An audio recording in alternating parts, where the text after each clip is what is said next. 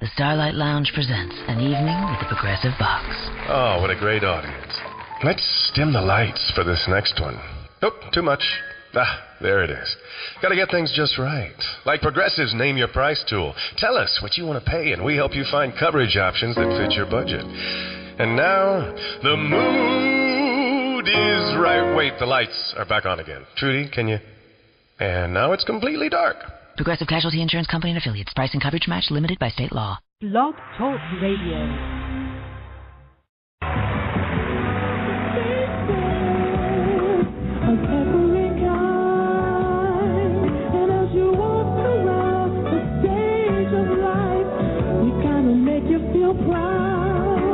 No matter what the problem, there's one who understands. And you can rest assured, feel secure, to make you only man. He's your lady, a standing ovation.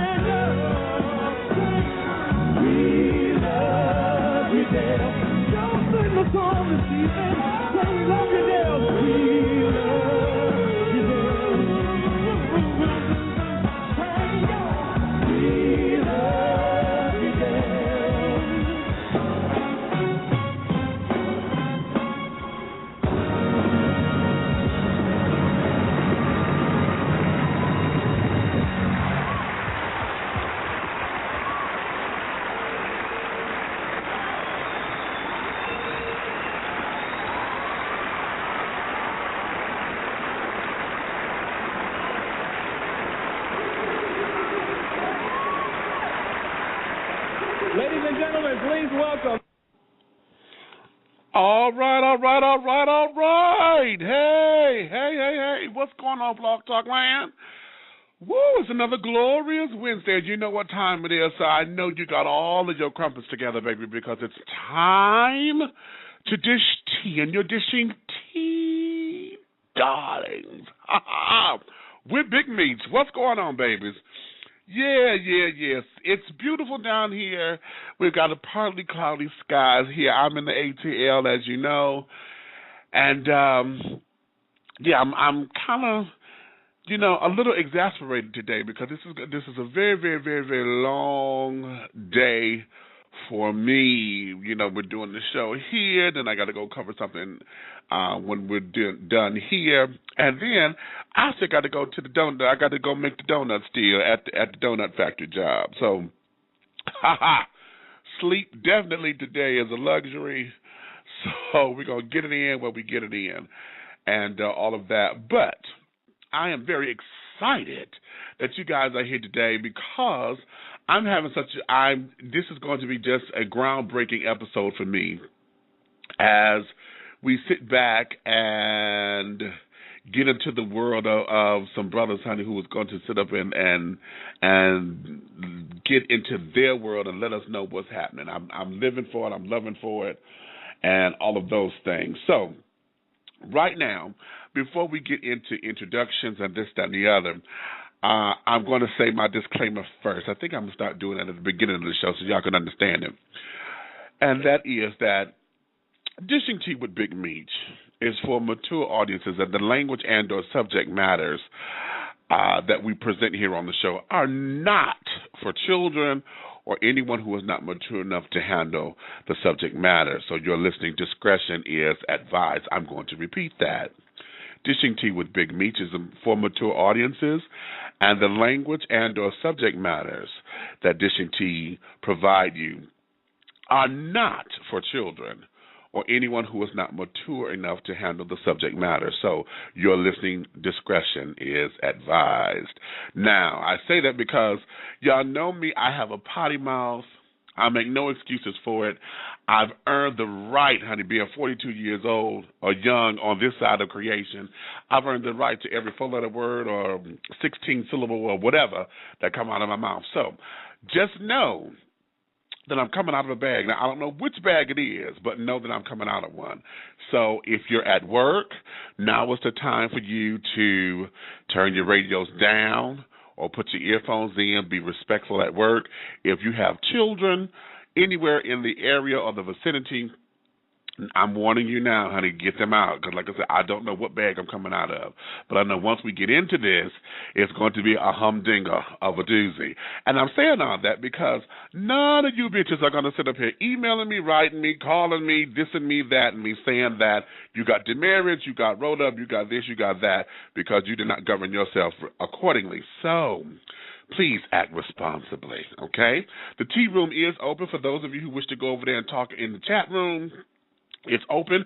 Please remember that over here it is the written word, and that a lot of times, see, we're in this new technological age, and we forget that you're reading this and not necessarily hearing it. So you don't know how the folk has meant to say this. You just hear it from your own experiences. So I'm going to ask you while you're over there, please, dish your tea over there responsibly. Remember, it's okay to disagree. Just don't be disagreeable, because if I see that I'm coming over there, I'm going to cut the fuck out you, okay? Point blank, you will get cut and carried on. Hi, hello to my guests. I see 1825 and 1999. Hey, guests. If you wish to join in on the conversation, you're going to have to go to Blog Talk Radio and create a profile page. It's free of charge. Create a profile page just like any other social media, and then you'll be able to get in there and to dish and chat and respond and post questions and this, that, and the other. If you wish to talk live and want to have questions, comments, or concerns, I encourage you to call in 347-205-9183. That's 347-205-9183. Dial that number. If you wish to say something, press the number 1. That way that your hand will raise on my caller queue, which lets me know that you have something to say or a question or a comment or whatever, and then we can keep things moving right along, okay? All righty then. For any questions, comments, concerns, show ideas, possible guests, if you wish to be a possible guest, if you want to send me Dear Big Meats letters, because I do those, I love those, okay, just so that I can impart some of my wisdom to you or my advice on how you should handle some things, please feel free. You can email me at bigmeach@dishingtea.com. That's BIGMEACH@dishingtea.com, or just go to the website, www.dishingtea.com, and there you will find all that you need for starters. You will find links to my sponsors. You'll find more information, a little bit more about me. Also, the link to my book, Awakenings, Epiphanies Along a Spiritual Journey. I encourage you to go buy a copy now, because as we're developing the book, the play that I have coming out in October, I need to generate the funds for the play. So you will be doing a twofold thing and helping to spread the word of self-empowerment and self-motivation and inclusion and stuff. So I'm encouraging you, please, you can catch the book there, www.dishingtea.com, or at amazon.com for more information. If you prefer the e-book form, then you can buy it at smashwords.com and just look up Epiphanies, Awakenings, Epiphanies Along a Spiritual Journey. So I think I have all of my announcements out right now. I'll have some more at the end of the show as we highlight some of the sponsors and some of the things that are being done. I want to highlight one of my sponsors today because I haven't had time to do their commercial spot like we usually do, but I have to say hello and thank you to Trig Laboratories. That's Trig Laboratories, and they're the ones who are responsible for making the wet brand lubrications. Yes, that's a sex thing. For those of you who practice safer sex and want to be responsible, wet lubrications are the best. I use it, and a lot of the folks who I know uses those brands for condom compatibility and things of that nature, and to get your optimum performance out of your exquisite evening. So I want to thank them for coming on board with us and to help us do our thing with spreading the word on safer sex and better practices so that we can all live to see the next day and the next time we want to get that way. So thank you to Trig Laboratories, okay? So now, let me do this, okay? Because I don't know why my mouth is trying to get all dry and stuff up on me, but it's because I have so much to say and I'm trying to talk too fast. So what I'm going to do here, let me just take a short little pause for a commercial break, not a real long one.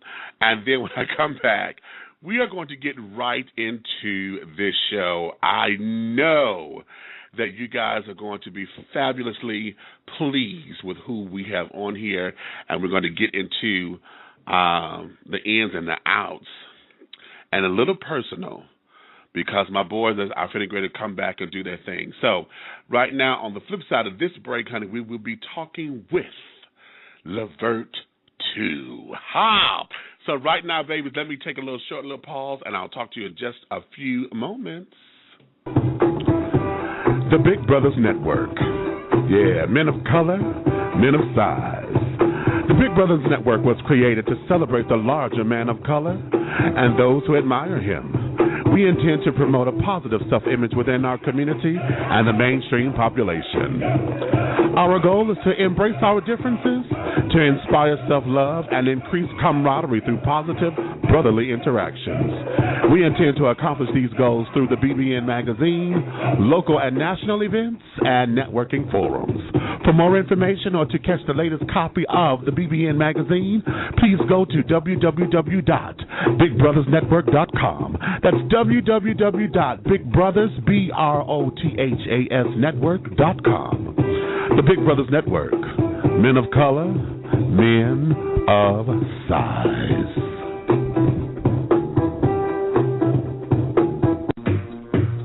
the Caribbean American Boys Entertainment.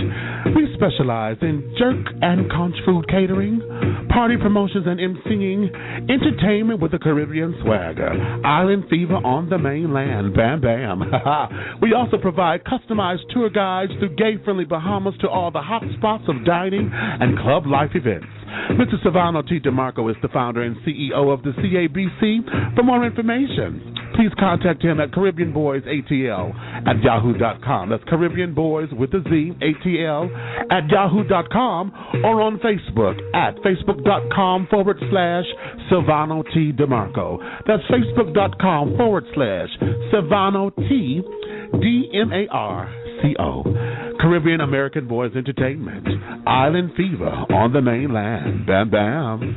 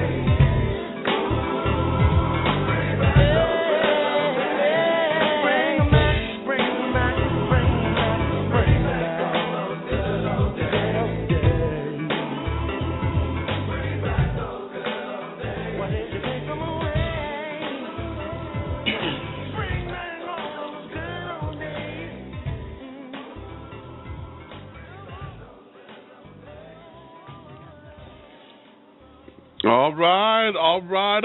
Honey, bring back the good old days.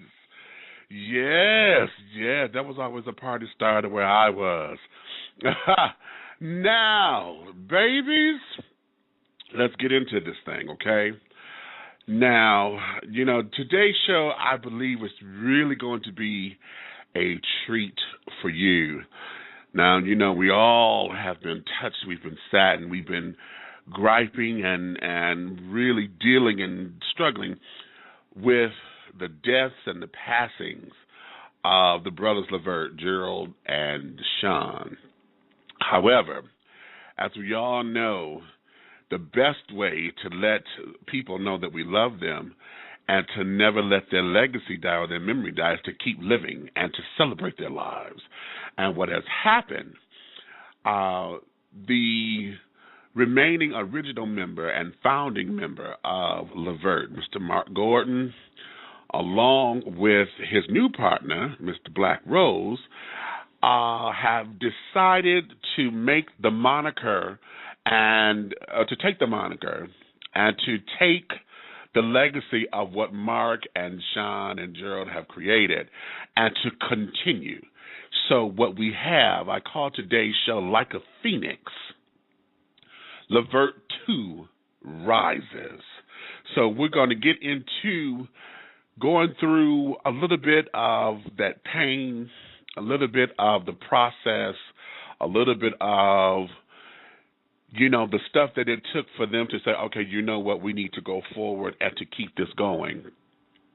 And then, get into some of the ins and outs of the business, what we learned, what we didn't learn, what we are striving to accomplish in today's show. And one of the most important things that I wanted to touch on today, and I'm going to say it now so that I know to remind myself to do it later, and that is I want all of you to make sure you get to the website and to sign the petition called the Criminal Petition House Bill number 249, affectionately known as Sean's Law. We're going to get into that a little later in the show, but I want you to keep that in mind. So without any further ado, it is my pleasure, it is my honor, it is a joy for me to say, hey, and welcome Mr. Marc Gordon right here on Dish TV. Now turn your radio down because I'm hearing myself echo off of you. What's happening, man? What's going on, player? What's up?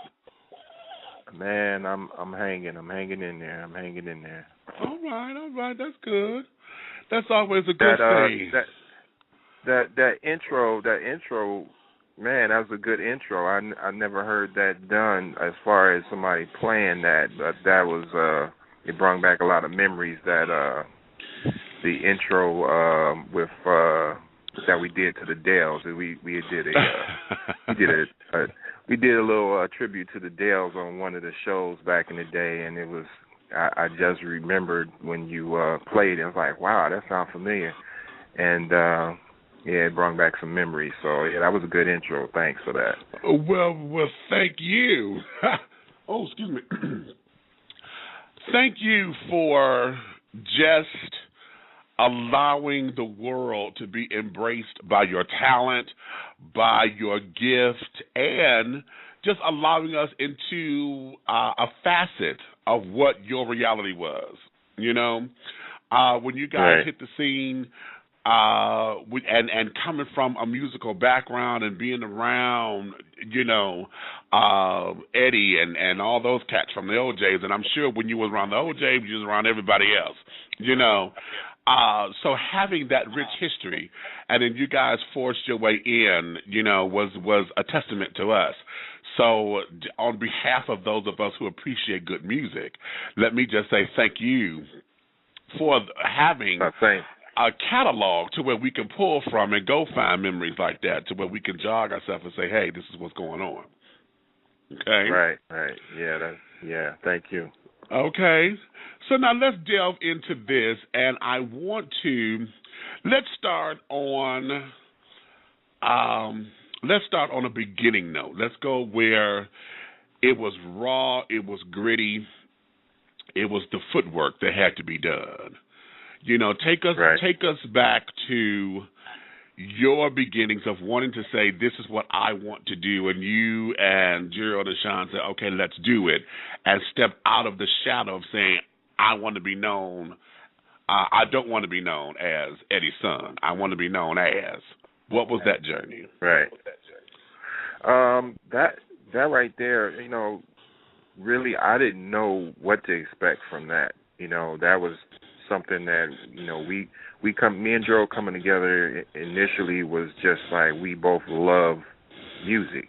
So when we were introduced, originally introduced by my moms, his moms, my moms was, good friends, and so when we came together, it was like a hit instantly because, he was a singer and I was into music, not knowing that what I was about to get into was going to turn into that, but it did, and I found myself, me and Gerald, constantly in the basement of their house at the time that was in Shaker Heights, Ohio, and we was just stayed in that basement nonstop working on music. So, and Eddie told us, 1,000,001 times, no, like, you're not ready, or you're not going to do it, or, you know what I mean? So the more he said no, the more we was back in the basement, back to the drawing board. We had no equipment, and, you said gritty, and that's the real word for it. We was really in the basement, roughing it out, even though at the time, at that point, they were living in a mansion, so it wasn't like we was, living in, like it was like dirt or anything like that. But it was just the fact that what we were doing was grinding it out, and we didn't have no A1 studio or all the latest toys for recording. We just our initial first songs that we started recording were really on cassette tapes, and we went from one cassette to another cassette, and by the time we did that a few times, it was about 7-8 generations down, and it was real gritty, and it sounded horrible. So I understand why Eddie told us no. So we but eventually, we had all that nasty sound. But somewhere in that, it was a song that we thought was good, and once he told us no several times, then we just went back to the drawing board until we start homing our craft, and trying to find what our sound was going to be, not knowing at that time that we were going to be a group called LEVERT, not knowing that we were going to be, have the success that we were able to, come out with it. But we kept pushing. So that's the that was the initial phase of where LEVERT started, and then we went from there and we organized a few bands. We jumped in a few bands. We did talent shows. We hit the Chitlin circuit. And then from there we came up with better songs, better production, better everything. And Eddie eventually heard something and said, "Hey, I think y'all ready. Take y'all in the studio." So that was the initial start of it. And from there we did an independent record called "I Get Hot," which our first single was called "I'm Still," and a lot of people thought that was the OJs at first, and then eventually, we started emerging from there. Now, let me go here, because as you said, y'all in the basement of the house, but mind you, this ain't just we not. The Eddie and the OJs have had their success, so he was able to supply, what he wanted to supply for his family. They had the big house, they got the car, and they got you already have the notoriety. As a child or as a young folks, did you have that kid, that the whole kid thing, like, damn, you got the money, how come you just can't get us the equipment or whatever? Or was it like, nah, I don't want him to do that. Let's make this grind for ourselves. You know what? At that time, I really had no clue of the studio at all. You know what I mean? Dig it. Okay. Yeah, I really didn't know.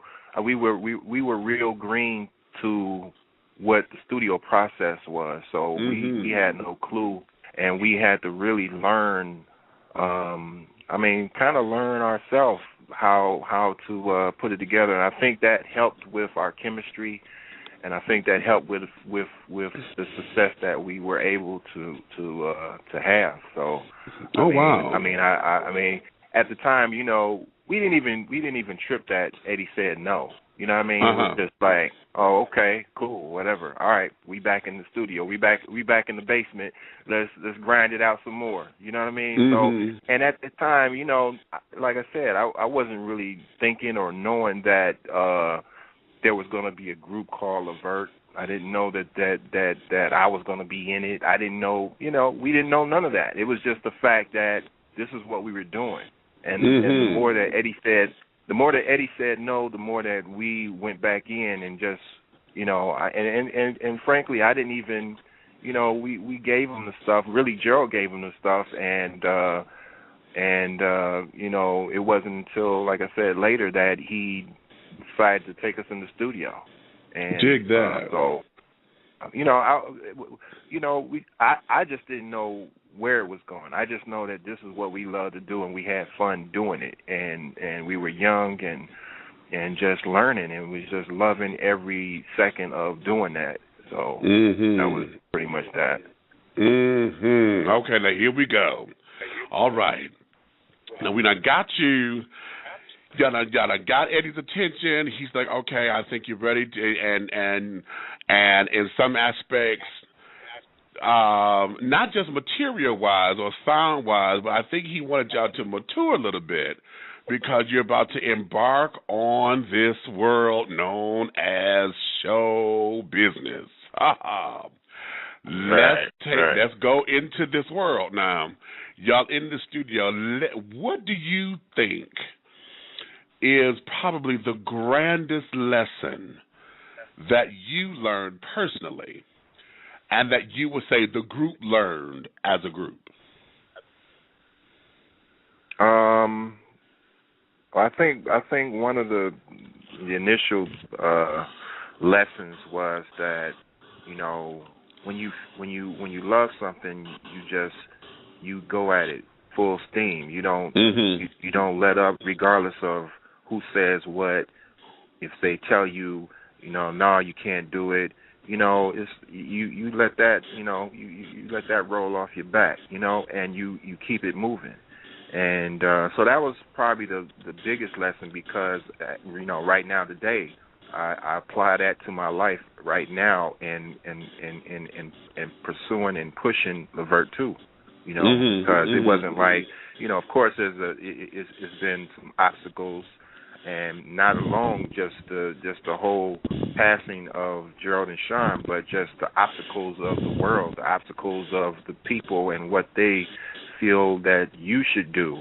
And it's not like it matters to to what they think.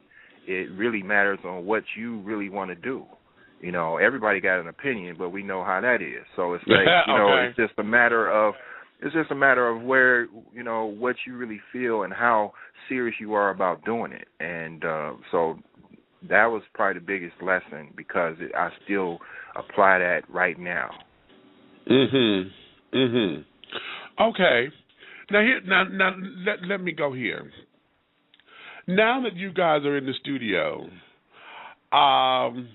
there's always been this whole tell-all, whatever, and I really believe that the group, somebody need to do either a behind the music or an unsung or something about the group LEVERT, because there's some elements about it that I would love to know, because you guys were so young. Now, we're all contemporaries. You know, I'm 42, so we're basically pretty much in that same age bracket. What was the difficulty in the transition going from just being a regular teenager to now being a young adult, you know, late teenager, early 20s, someone in this business, you know, where everything moves so fast, so quickly, everything is being thrown at you. You got all these yes people in your corner. You know, what was that transition like? For me, the transition was, I mean, it was different because I hadn't experienced that lifestyle. I would say that Gerald and Sean probably had more experience because they were allowed at an early age to be on the road with their dad, with the OJs. So they've been able to, they had been able to meet, different celebrities. They had been able to go different places at an early age. So they had more experience with it. With me, it was just, I didn't know, where it was going. And it was like, so I was kind of leery about a lot of things. Like, I was leery about people because, I don't know. I think it was because, how I was brought up. Mom's was, always trying to be very protective. And, now I'm venturing out into this world of this lifestyle that's way different than what she knows and what we're used to. And it was just, so I think that kind of had me kind of on the shy side a little bit, but I was just kind of just being more conscious about what was going on around me.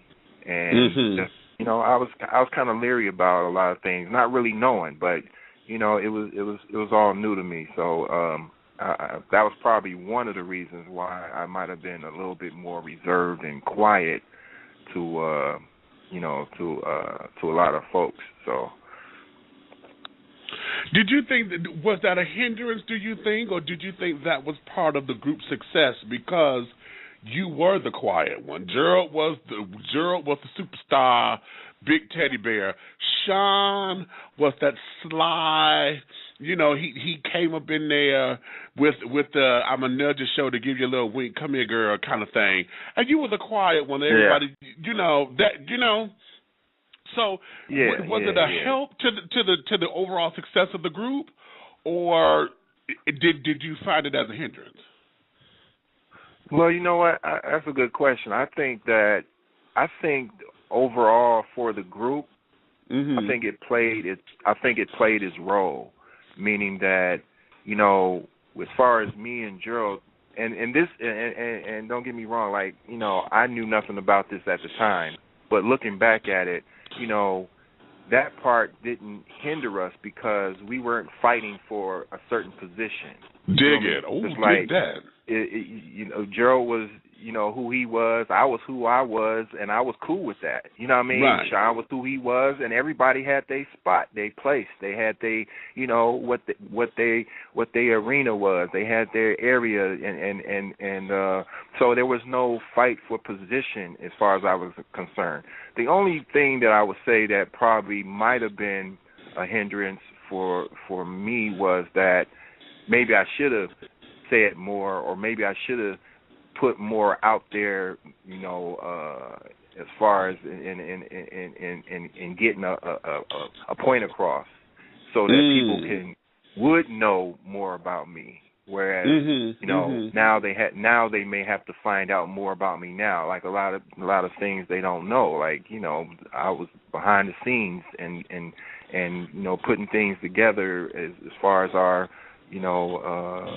music and the production and things like that. So it wasn't, it was no thing with me. I can stay in the house for days at a time and or I go from the music room to my TV with my video game. So that's, you know what I mean? That are not a gamer. Day.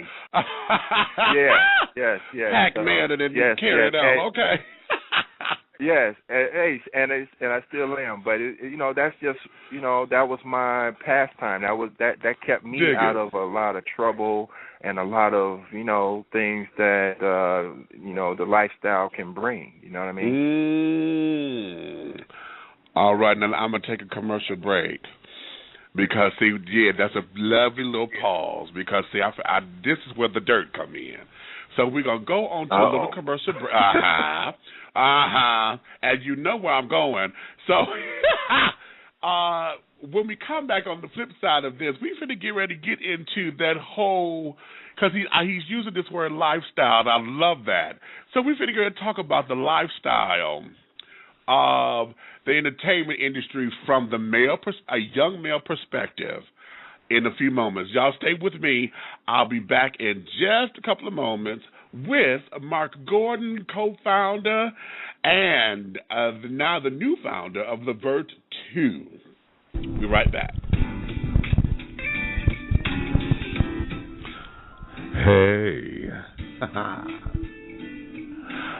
Are you looking for that special place to take someone for a good down-home southern meal and some live entertainment? Well, have I got the place for you. Right here in the underground Atlanta, we have the Georgia Peach Restaurant and Lounge. Enjoy southern hospitality and southern fusion cuisine. This is the perfect place to dine and mingle while experiencing a home-like atmosphere. Stop by and enjoy invigorating jazz and blues music with live entertainment on the weekends. We're open Monday through Saturdays. Lunch is served from 11 a.m. until 5 p.m. Dinner served from 5 p.m. until 10 p.m. Appetizers from 10 p.m. until close. Sunday brunch, 11 a.m. until 5 p.m.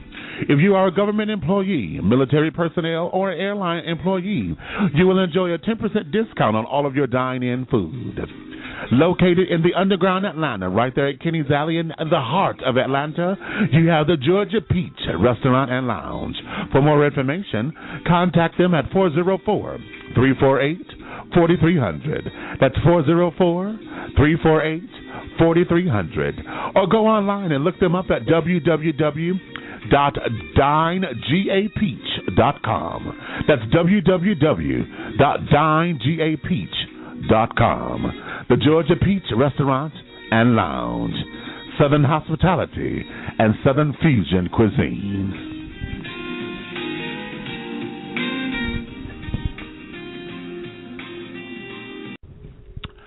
Pharaoh's Treasure Box. Fine art, unique jewelry, and sensational 3D silk floral arrangements. Creations by Taps. For all of your decorative needs, contact Pharaoh's Treasure Box at 248-688-5178 or 5179. Again, that's 248-688-5178 or 5179.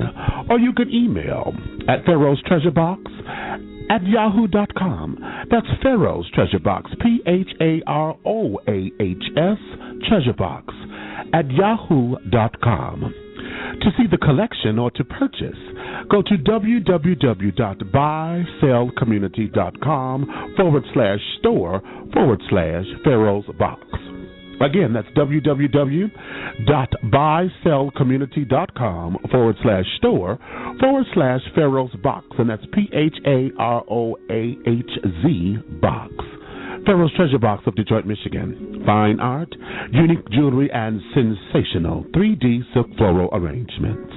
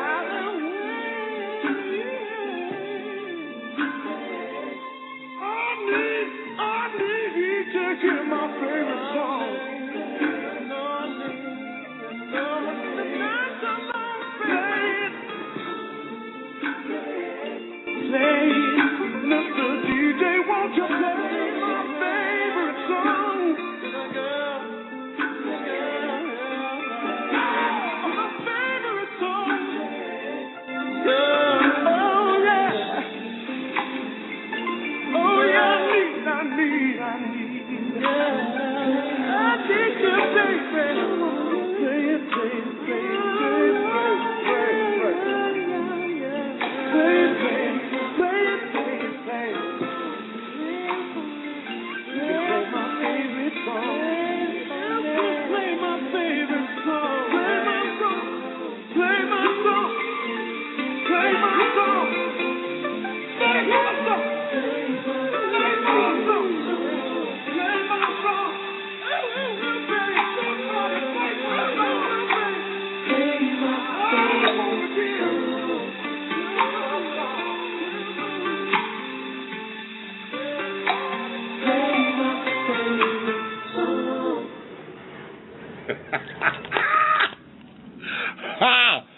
also love this.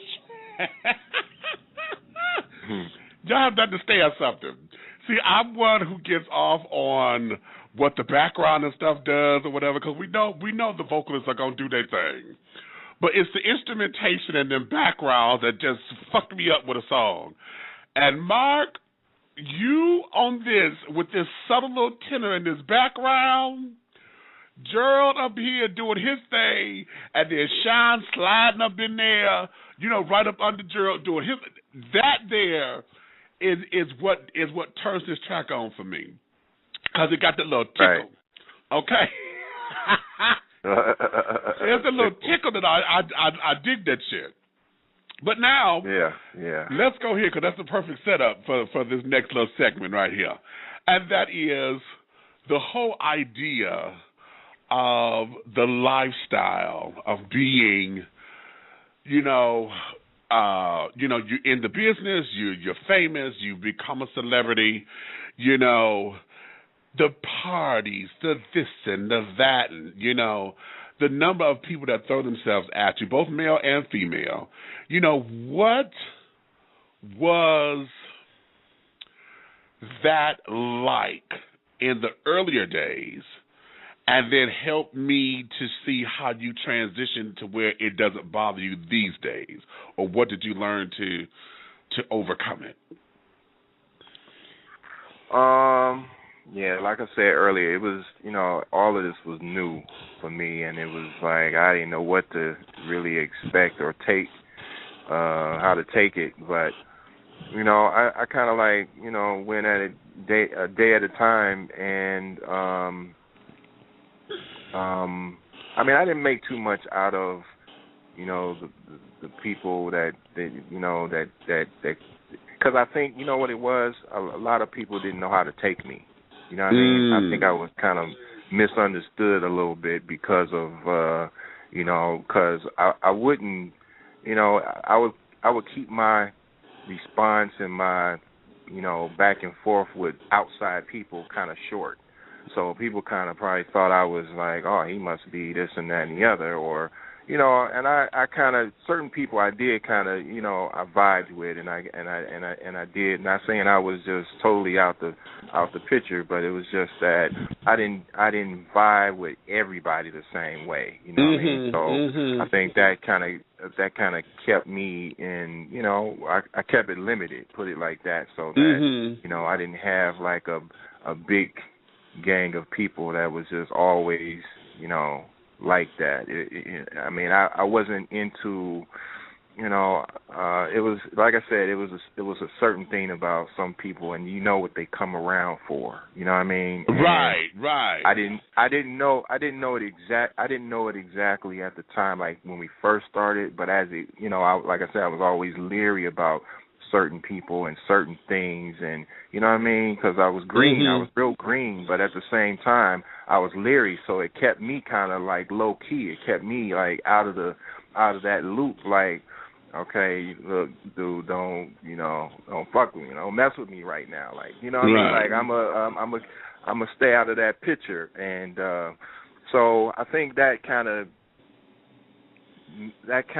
kept some of the riffraff away from where I was, so yeah. Okay. Now let me dig into your personal life just a bit, because Gerald, God bless him, he talked about it. I remember a quote that I read where he told it. He and his dad were talking. He said, "Dad, we ain't shit." Okay. And they had this big old laugh about them being, just womanizers, and hell, Gerald became the big teddy bear. Everybody wanted to just hug all up on that big old body, and this, that, and the third.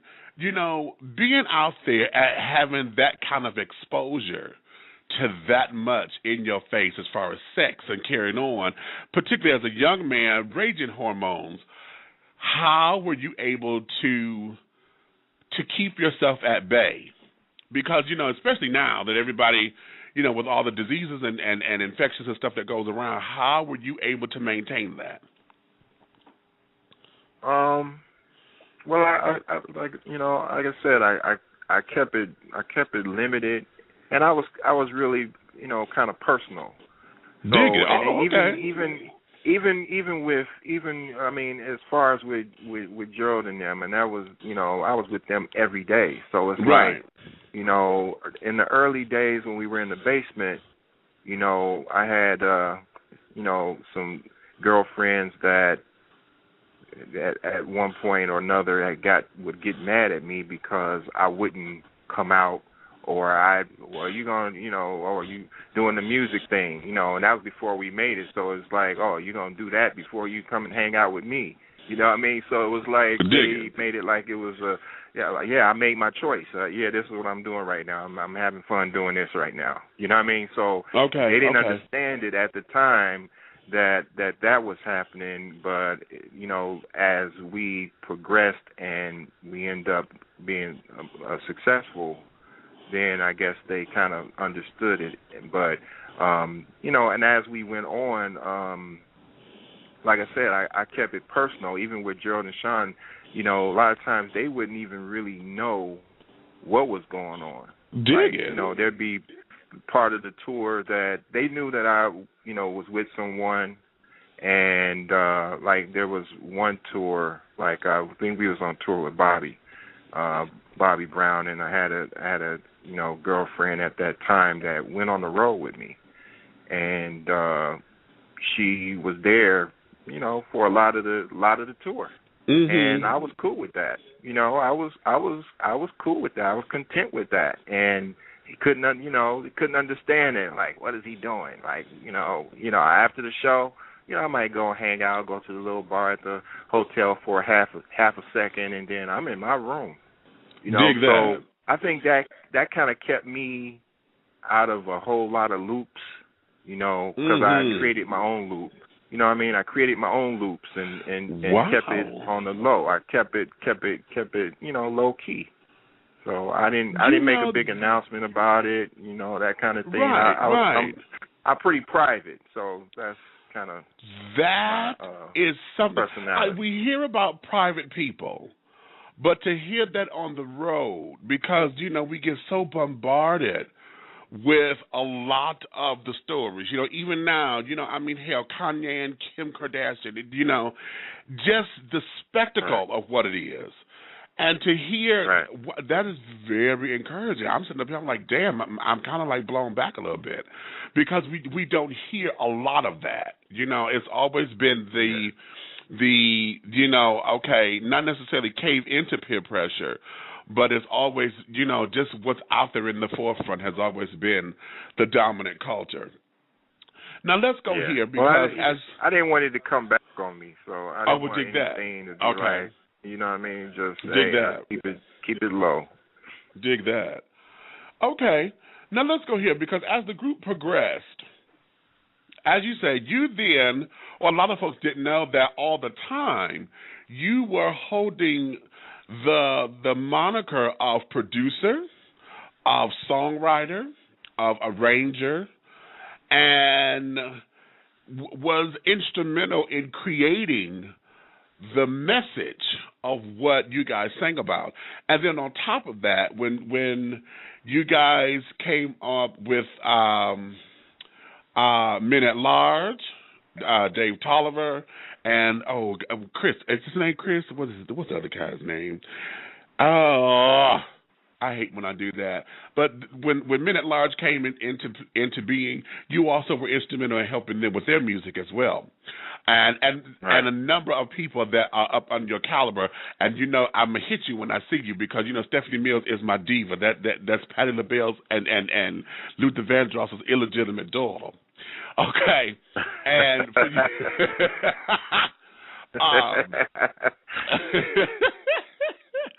so to work with Stephanie and Christopher Williams, who's a friend of the show, and Anita and all these cats, when you took on that helm and people were able to understand you and to sit down, and you were able to have other people bring life to something that you penned, that you worked, what was that capacity?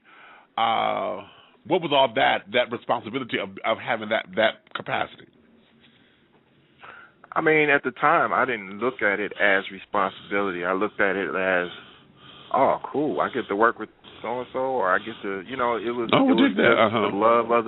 the love of the music, and remember that, when we, like I said in the beginning, when we started, we had been in that basement so long that we, eventually had to learn something, and as time went on, we ended up learning how to do certain things. So our chemistry became just like that, to where,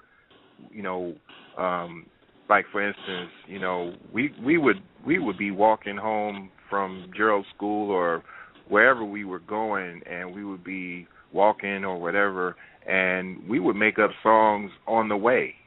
You know what I mean? And remember what we're doing and go home and try to make that come to life. So we were able to get that chemistry because we were always together. And that was the whole bond of what I think what made LEVERT successful, and that was that we were always together, like always, and it was just and what I mean always at a point in time that I actually had lived with them and their family for like 3 years, and while we were coming up in the game. So that's how tight and how close we were. That that part of the life was probably the best time, because that was before all the infiltration of the life and the lifestyle and the people and the because we were all together. So it was never no time where people could say, hey, somebody's in your ear, or somebody's saying in Gerald's ear or in Sean. Everybody did their thing, but at the end of the day, we was always together, and that, I think, was the best time. Once we kind of branched off and, things got, it started taking a different life because of the different people that you allow into your life, and they in your ear, and they telling you this and telling you that. And next thing you know, you got a whole nother situation. You feeding into it. It just changes things. And that's why I think that the early part was so key to the success of what we were able to do, because we was just together all the time, and our like I said, our personalities didn't get in the way of each other, because I wasn't trying to be Gerald. He wasn't trying to be me. We weren't trying to do nothing but what we were able to do. Like, you know what I mean? And so that kept everything stable. It kept everything cool, because, we didn't overstep those boundaries or those lines of where we were as individuals, so that was the beautiful part of what LEVERT, what we had at the time. Okay, well, here, let me take this caller right here, because they blinking, so that must mean they must be pressed for time, because folks will hit one and then unhit it and hit it again. So let me take this call. This is 770-337. 770-337. Hey, you're on the air. You dish your tea with Big Me to say hello to Marc Gordon of LEVERT II. Hello, caller. The hell with Marc Gordon, man. What's up, baby? This is Dave Tolliver. Ain't nobody in no rush. I just impressed by mistake to make sure I was in the queue. What up? Let's talk about the wild parties at your house. What's up, baby? I'm chilling. How's that hip, brother? Say it again. How's that hip, man? Man, the hip is good, man. I'm getting better. I just lost a lot of blood in surgery, man, so they had to give me like 3 transfusions. And so, I'm cool. So I'm in the rehab right now. I feel like I'm in a halfway house, but I'm good, man. You know what I mean? I'm good. I'm still here, brother. That's all the time. You must have heard him bring your name up. Yeah, no, but he dishing the tea. That's my man. I did meet your show probably about, actually it'll be 2 years ago, because I know I did the interview right after we had did that movie, and we my aunt like / my mom had she had just passed, and I was at the house, and we was doing the interview while I was there. So yeah, and I was going crazy over Chris Style. Okay. Over Chris Style, Ronnie from Players Club. I love that woman, dude. Okay. Lord have mercy.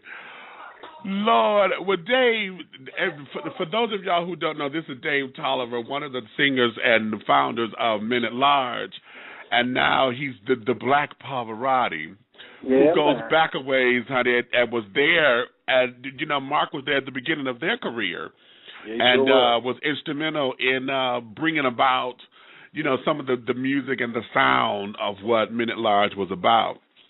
So Marc is, to me, one of the most underrated producers ever. Marc got so much soul and funk, man. I think back then when we was doing music, he was like ahead of his time. Like he was on top of that hip hop movement before it really got established right now. Wow. He was doing that. I mean, like if you listen to our second album, man, the feet wet, First Day, I mean, just stuff like that. He was responsible for that. And I mean, he was responsible for that funk, that hip hop. I mean, they was the first ones to do R&B record with a hip hop dude. A lot of stuff that we've done out that camp never gets acknowledged. You know what I'm saying? Yeah, but them and Heavy D, that was the first R&B hip hop collaboration, if I'm not mistaken. Correct me if I'm wrong, but Marc was on top of that from day one. Wow. So there's a lot of history, like they should, like they just did the Unsung for Gerald, and I was like, my feelings was hurt because I kind of didn't get a chance to talk, and they filmed down here, but it's like I'm sure they're not going to be able to cover what they really could cover on Gerald and just like everything else that trickled down from what he did. So I can't just say Gerald, but for what him and Marc did, because they were the nucleus, the heartbeat of that whole movement we had there. I mean, it was the Boys, Men at Large. One of the girls who really didn't get like their fair shake, they were like a 4-girl TLC group.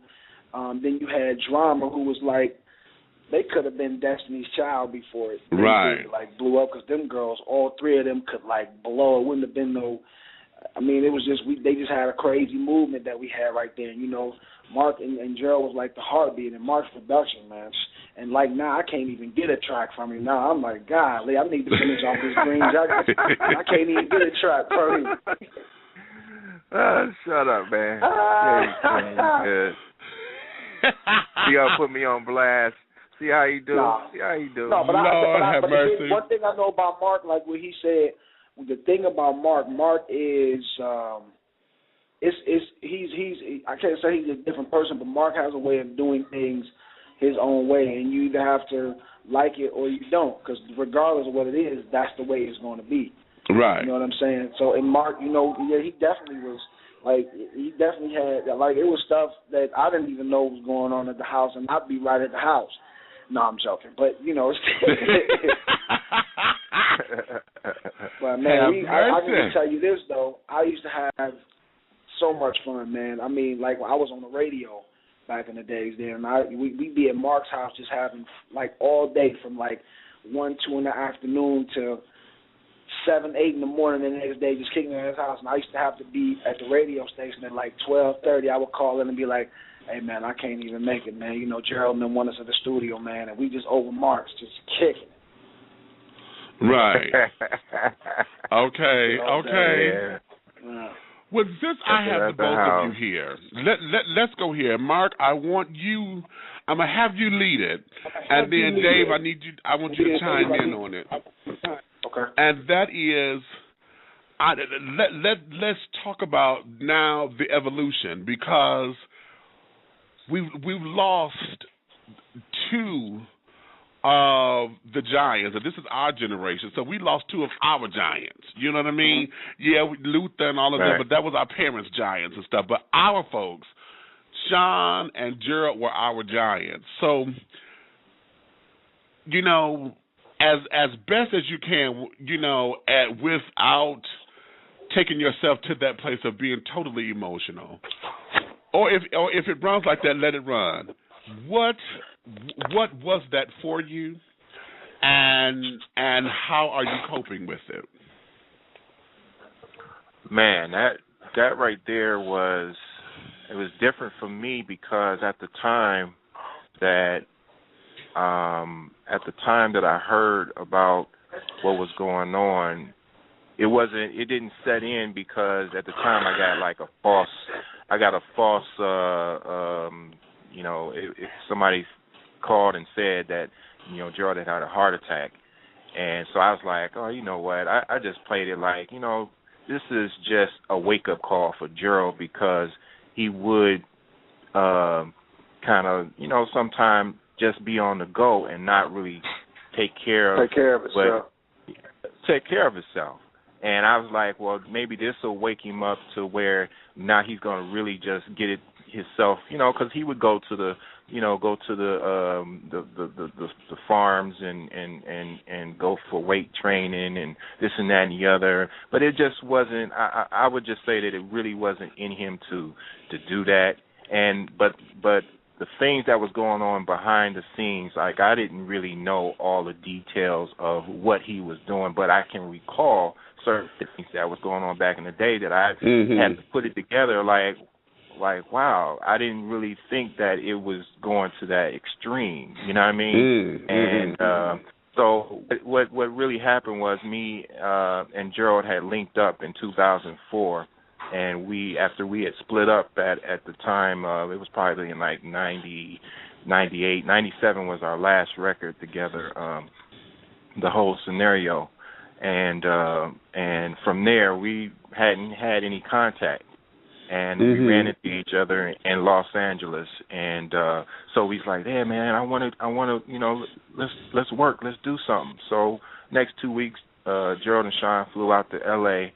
and we worked. We did like 8-9 songs, and it was cool. It was just I don't know, it was a different feeling, but it was cool still.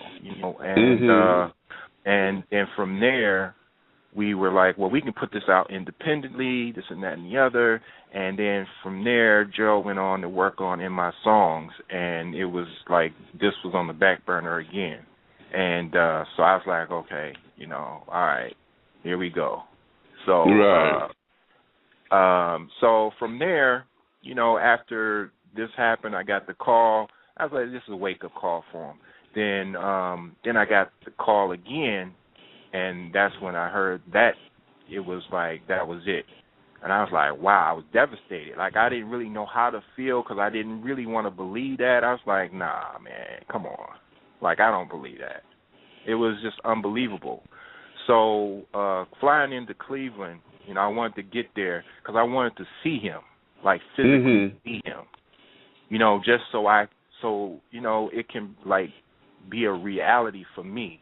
Like really, is that what it is? Like, you know what I mean? Like, it didn't hit me until the night before the funeral, and we went down to the public hall, and the band was playing.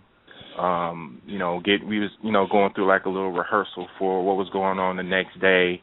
And it was just seeming like it just seemed like it was a show. It was like a concert. But then when the band started playing certain songs, and I seen it was Vert there, Eddie was there, and I started hearing, some of the vocals, and I was like, wait a minute. I'm here, and me and Sean and Gerald's not here. That's when it really hit me, and I went to the side of the public hall, and I broke down, like, by myself, and that's when it really hit me, the night before the public hall, because it was, I don't know, that's when it really hit me, because the music is like, we there, and that other element is not there. That's when it really, really hit me, because what happened was they ended up doing a cremation before I got to town. So I didn't get a chance to see him. And so I never really saw him again. And then on the note that we kind of left off at, he kind of went into one of his things, and I just like, I sent him a text, and I was like, hey, man, it's all good. I got love for you regardless of however if you don't want to do this LEVERT thing, if you don't want to, move on this, hey, just you could have told me. Just tell me you don't want to do it or whatever the case is. I never heard back from him, so I didn't know what was going on with him personally. and that's where it stood. And I said, well, next time I see him, I'm going to give him a piece of my mind. I'm going to let him know how I really feel. Like, dude, what, we've been through too much. Why are you, and the next thing you know, I get that call. Damn. And I'm like, damn. Like, you know what I mean? Like, I'm there. Shit. Oh. Yeah. So I never the things, and if you listen to dedication and the intro is dedication and me and Sean talking, that's real. It's about what I was really feeling like damn, man, I don't know what to say because it's things I didn't really get a chance to say. I didn't get a chance to, like I said, I wanted to get at him and just give him a piece of my mind, like, really cuss him out. And dig it. And I said when I saw him, I'm like, well, I'll wait. When I see him, I'll let him know. Because I had called Cleveland. I tried to reach him. I hadn't heard back. There was no call. There was, nobody could find him, this and that and the other. So I was like, okay, well, it's cool. When I see him again, I run into him. Yeah, when I see him again, I'm going to let him know how I feel. Like, dude, I'm the same dude that you started with. That, regardless of whatever it is, if you don't feel like doing something, you don't have to beat around the bush with me. You don't have to act like you want to do it, and you don't have to play those things with me. I'm the same guy. I know you. Right. So I was hurt that I couldn't really, that the thing that what happened had happened, but that it happened, and I couldn't really reach my guy no more. Like I couldn't really, say nothing to him again. And, to that extent, you don't want it to go to that level, right. That's why I say right now, if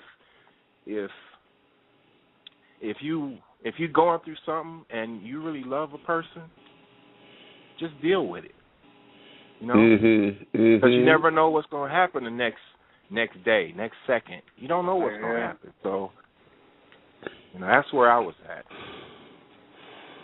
Wow, Dave. Yes, sir. Where did that take you? Yeah, it was crazy for me because what had just happened was we, me and Gerald had our, being a young dude in the entertainment business, we really didn't know the ins and outs. We jumped into our record, our label, our deal without, properly really going over it. We had a lawyer that did us a favor, and, said it was cool, this, that, and the third. And then, after we started going and seeing our popularity, we wanted out of our contract. So just to make a long story short, man, I kind of did some things that I shouldn't do where me and Gerald had fell out a couple of times to the point where we was about to fight at the Tom Jordan show one time. But then I brought it back, and I brought him onto the radio station where I was working. I apologized, and we squashed everything, and everything was cool. So for years after that, I would always see Gerald somewhere. And, one thing I know about Gerald is he felt like he had to save the world. He felt like he always had to do something for somebody, or, he had to take care of that. And, a lot of times when I seen him, I didn't care about, this or that. I just wanted to hang out with him and spend time, because I told him, I said, I miss you, dude, and I want to hang out. And he was like, yeah, man, I'm trying to put something together, man. I just don't know what to do. And, I didn't care about that most of the time. You know what I'm saying? Because I'm a grown man. I have to get mine on my own and take care of me and my family. I can't depend on anybody else for that. And I can't point fingers at anybody if it doesn't get done, because I have to do it myself.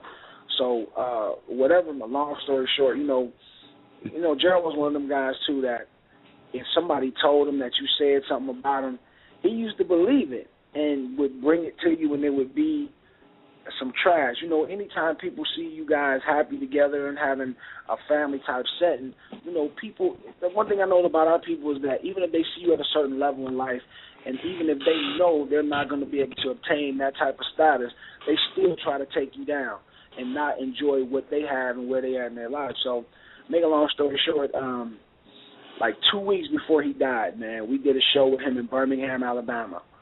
And it was some girl that was with the G5G or something. I don't know who she was, but she tried to get me and him to fight. For somehow, some way, she was some girl from Chicago who dad back in the day was messing around with her mom. Her mom was a servant. He was Italian. Anyway, she had booked Men at Large to sing at her party in Chicago and used Gerald's sister as her party planner. And it was this big thing. She thought because she had went to his birthday party that he was going to show up at hers. And we was just laughing at her because Candace was like, I don't know why she thinks she's going to show up. I'm going to get to the point in a minute.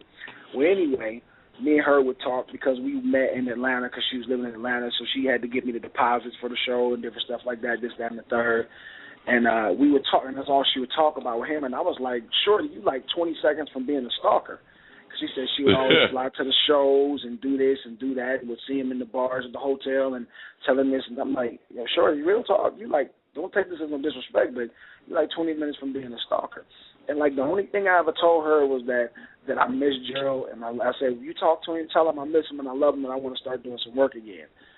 But for Marc, I mean, she would, like, just telling me all this stuff about his business, like his tax. I'm like, well, how is she knowing all this? So it had to be somebody in the camp that was feeding her all this information about his private life and his finances and stuff. So when I talked to him on the phone a couple days before the show, he was like, hey, man, you know, I heard you've been, you know, I'm like, dude, come on, man. I said, let's not even go through that. I said, me and you done talked, we done straight stuff out, we good, da-da-da. So this chick was trying to get me and him to go at it. So we got a chance before the show started that night. It was 2 weeks to the date before he died. We in Birmingham. Big Joe, who was his bodyguard, cleared out everybody in the back, and me and him sat down and we talked. And I said, you know, dude, I looked him in his eye. I said, man, listen. I said, Gerald, the only thing I said to this woman was, I told her she was like 20 minutes from being a stalker. And you know, I said some other kind of harsh things to her. Right. I was like, you really like cuckoo, Ma. If you think this man going to be with you, was number one. I told her, I said, you really don't fit the description of the type of women that he liked. And I said, no disrespect, but you don't. And, I mean, she got pissed by all that, and she was telling them all this other stuff that she was saying that I said. And I didn't even say it. So I just looked at her and I said, gee, man, listen, the only thing I told this chick was that I miss you, I love you, man, and I want us to get back together and start working again. He looked at me. He was back there drinking his Remy Martin, sweating and shit, and he said, man, I'm tired of all this shit, man. And basically, them words, and then he said, man, why y'all ain't sing so long? They were screaming for y'all. I was like, I didn't really hear them, so we just came off because they weren't really paying us no way. And not like I wanted to, so, and, that was it. So the next couple weeks later, I happened to be in Cleveland. And when I woke up that morning, everything that could happen was going wrong. I kept dropping stuff. Like, I was driving to the airport to rent a car, and it's like I'm driving in the car, and it kept leaning left. I'm like, man, what the hell is going on? So I got to the airport, and my girl hooked me up with a car. She wanted some donuts. So I rented the car, went got some donuts, came back. When I came back, my man called me, my dude Ryan. He said, hey, man, I heard Gerald died. I was like, man, get out of here with that garbage, man. They go, niggas starting rumors. Then as soon as he hung up, Joe Little called me screaming, man, we just lost Gerald. I was like, what? And I happened to be in Cleveland already anyway. And I was like, okay, I had my nieces in the car. I said, okay, I got to get them out the car so I can just basically explode.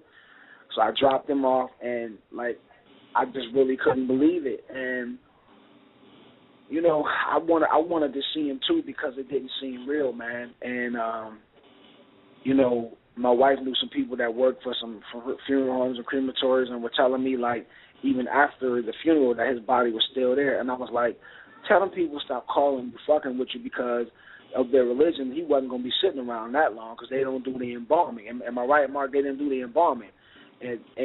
No, that's not necessary. They do, but it was just a choice, probably a preference that they wanted to do.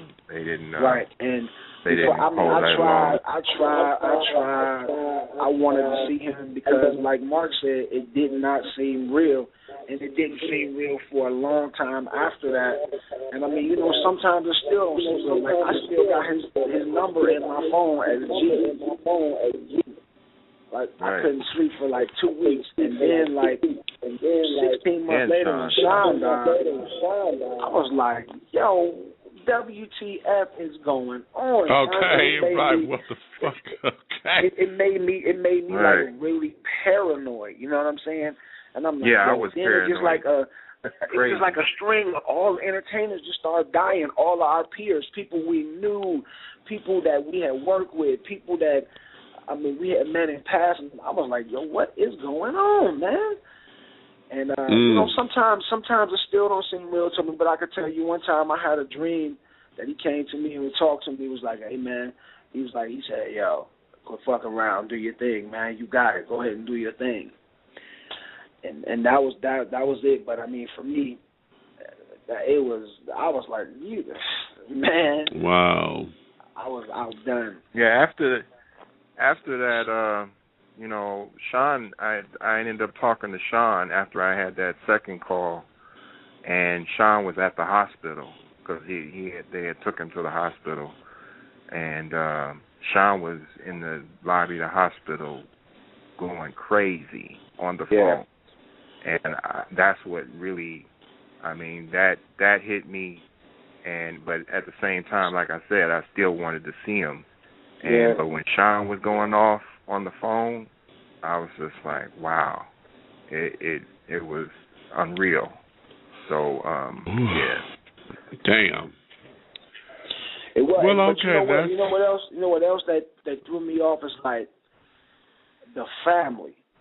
To explain that, what explanation, logically, spiritually, emotionally, do you give to a mother and father of their two sons, the two golden boys, dying 16 months back to back? What do you say to them to comfort them or to help them understand why this happened?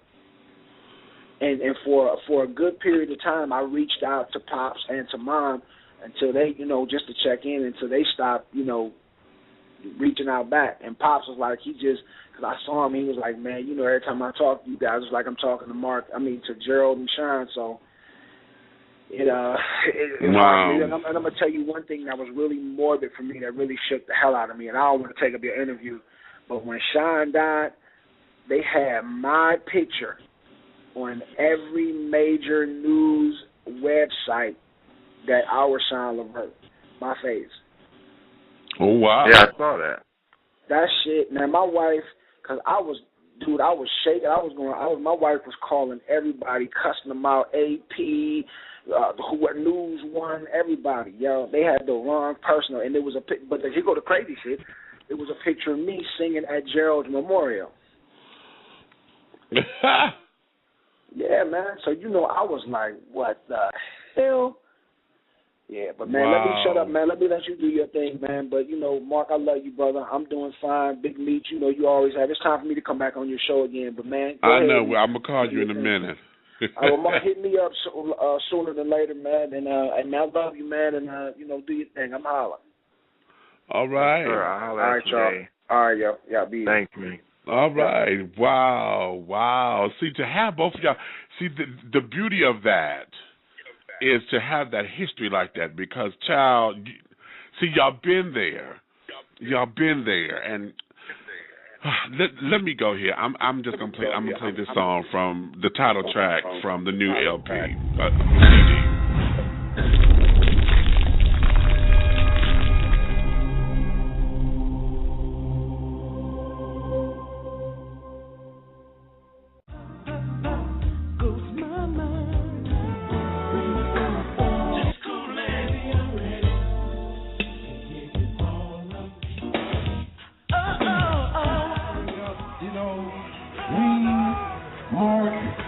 Gerald, we started this thing up right here, and, you know, we didn't know we were going to get this far, and we didn't know how far we were going to get, but we made it, and we're going to keep this music going, y'all. Me and this man right here, we're going to keep this music going, and y'all going to keep on hearing some LEVERT songs.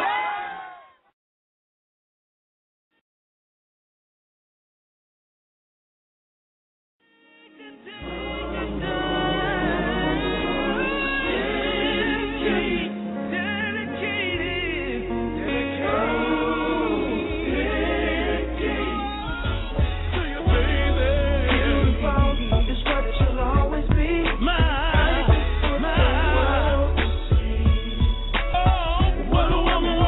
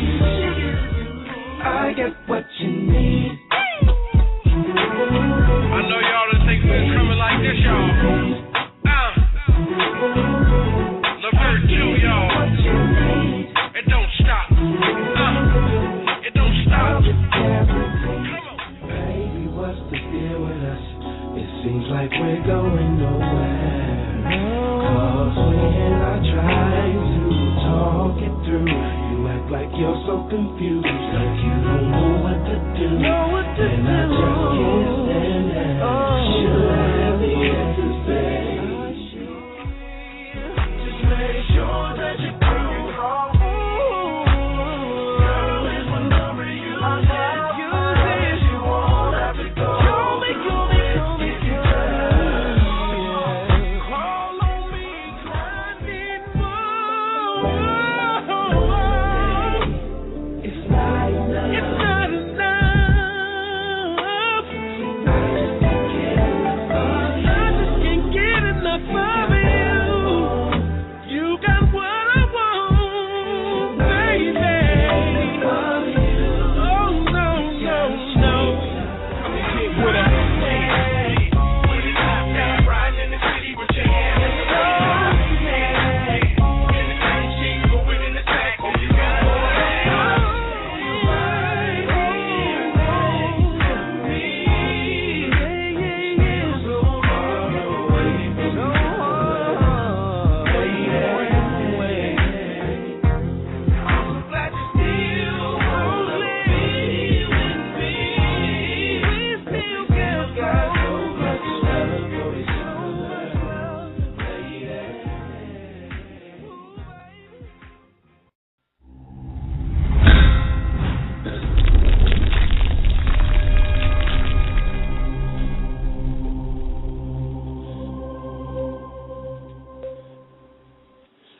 And just like a phoenix, LEVERT II rises.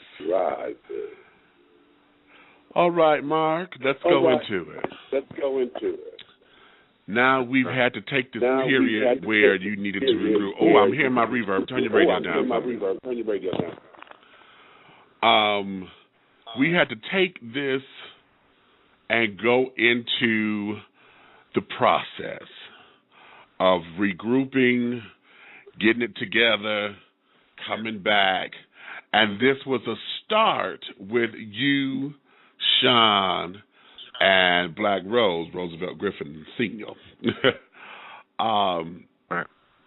When you guys decided that this is what you were going to do after so many years or the departure from the original group, take us on this journey of saying, okay, this is what we need to do. Well, like I said, in 2004, we regrouped to do a reunion project. That's when when they flew out to LA and we recorded. So we were that was part of the original plan to do a reunion record, which never materialized. So after Gerald's memorial, me and Sean got back to the hotel, and at that point we were like, okay, what are we doing? And we started that journey sometime shortly after that.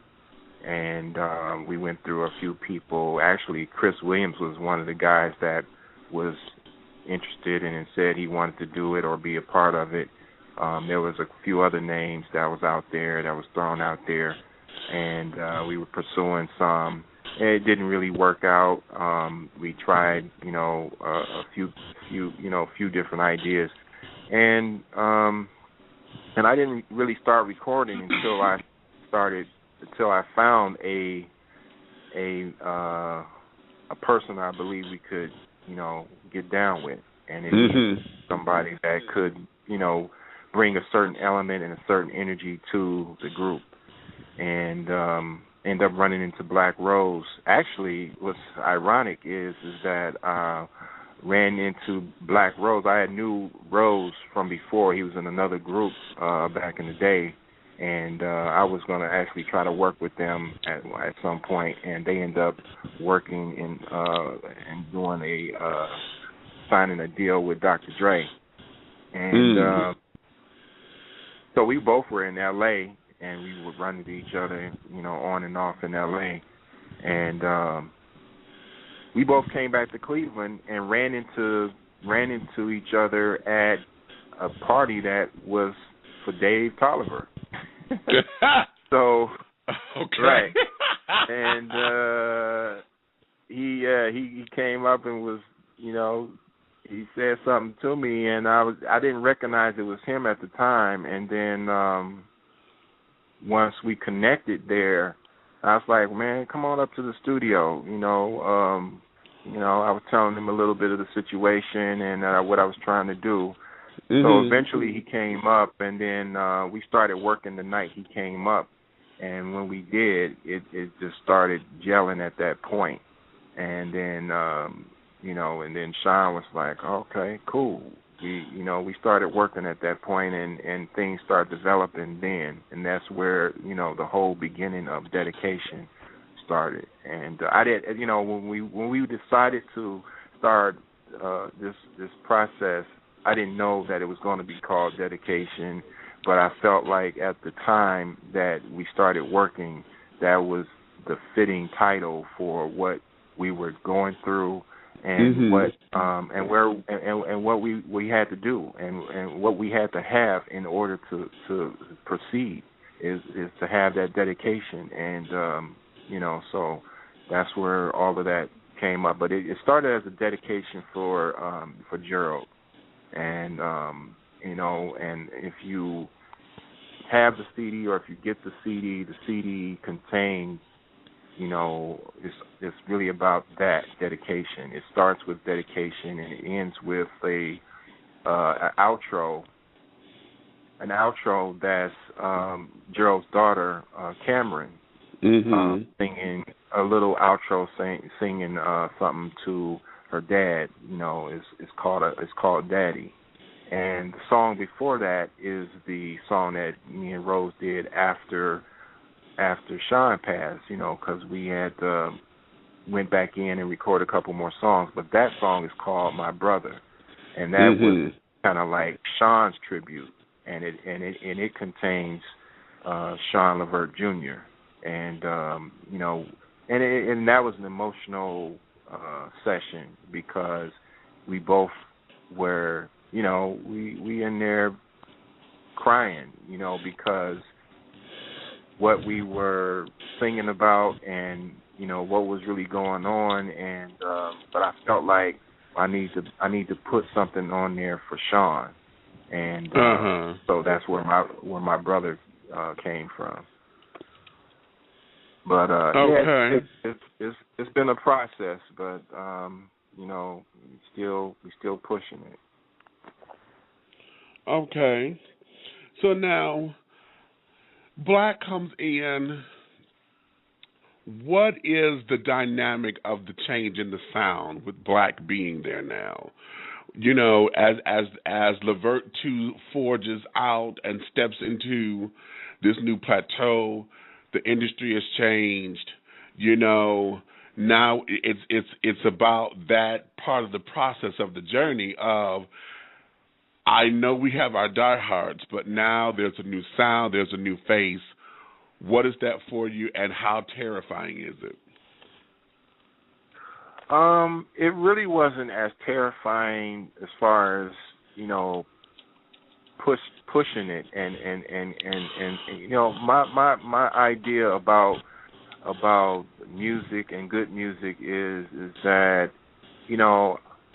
it don't have to be sung by a certain individual in order for it to be good. It's just got to be good. And okay. It's just got to be good, and you got to have somebody that can hold it down and do what they do. And I felt like my man has the capabilities to hold it down. He has the capabilities. He's a producer in his own right. He's produced and wrote for other acts that's out there. So it's like the chemistry that I wanted to have with this person that was going to be a part of LEVERT II was going to have to be able to gel with me studio-wise and on stage and on a personal level, because you got to have that chemistry. I think that was important for the initial success, and I think that was going to be important for the success and the coming up of LEVERT II. And so we was able to gel like that. We were able to come together and put together this project called Dedication, and I'm proud of it. And you know, so that's the gist of it. Okay. Well, here, let's go here, because I want to give them another taste of this. And I believe this here is your lead single off of this new project. And we're going to play Hey Love right now.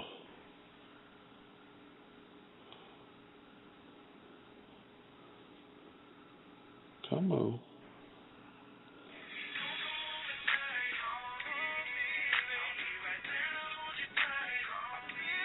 Yo, what's crazy? I talked to a girl the other day, and she got her girls going up at Opus tonight. Oh, for real? 8:30. Oh, okay. Get pressed. That's what's up. Let's roll. I'm there.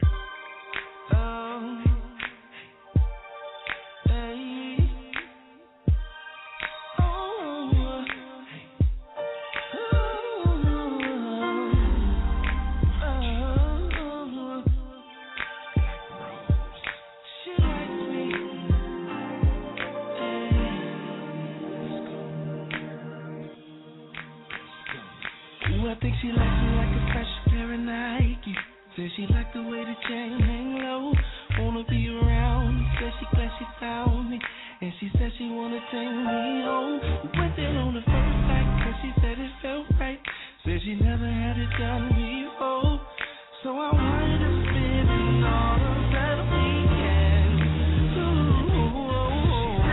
Hey love, hey love, hey. You can have it when you want it. Hey love, hey love, and I gave you that's what you said.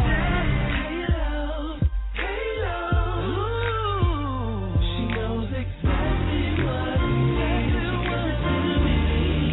She gives it to me. Oh, you love her in the middle of the night, like first class service on the first class flight. She takes me there, it's that get right, and I'm never gonna come down. Keep it right there, keep it right there, keep it right there. I'ma let it go now, keep it right there, and I'm only gonna give it to you.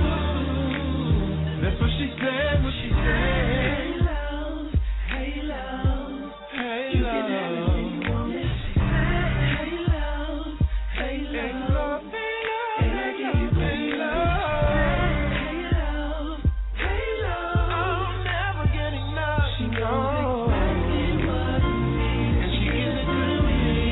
She gives it to me. So wonderful, she called me Mr. Man. But if I can't do it, nobody can. No stressing, just impressing, just guessing. We got a connection. So wonderful, she called me Mr. Man. But if I can't do it, nobody can. No stressing, just impressing. Said I'm Mr. One. We got a connection. Hey love, you can have it when you want it. Hey love, and I give you hey love. She said, hey love, you can have it. She knows exactly what I need, and she gives it to me. She gives it to me. I'll give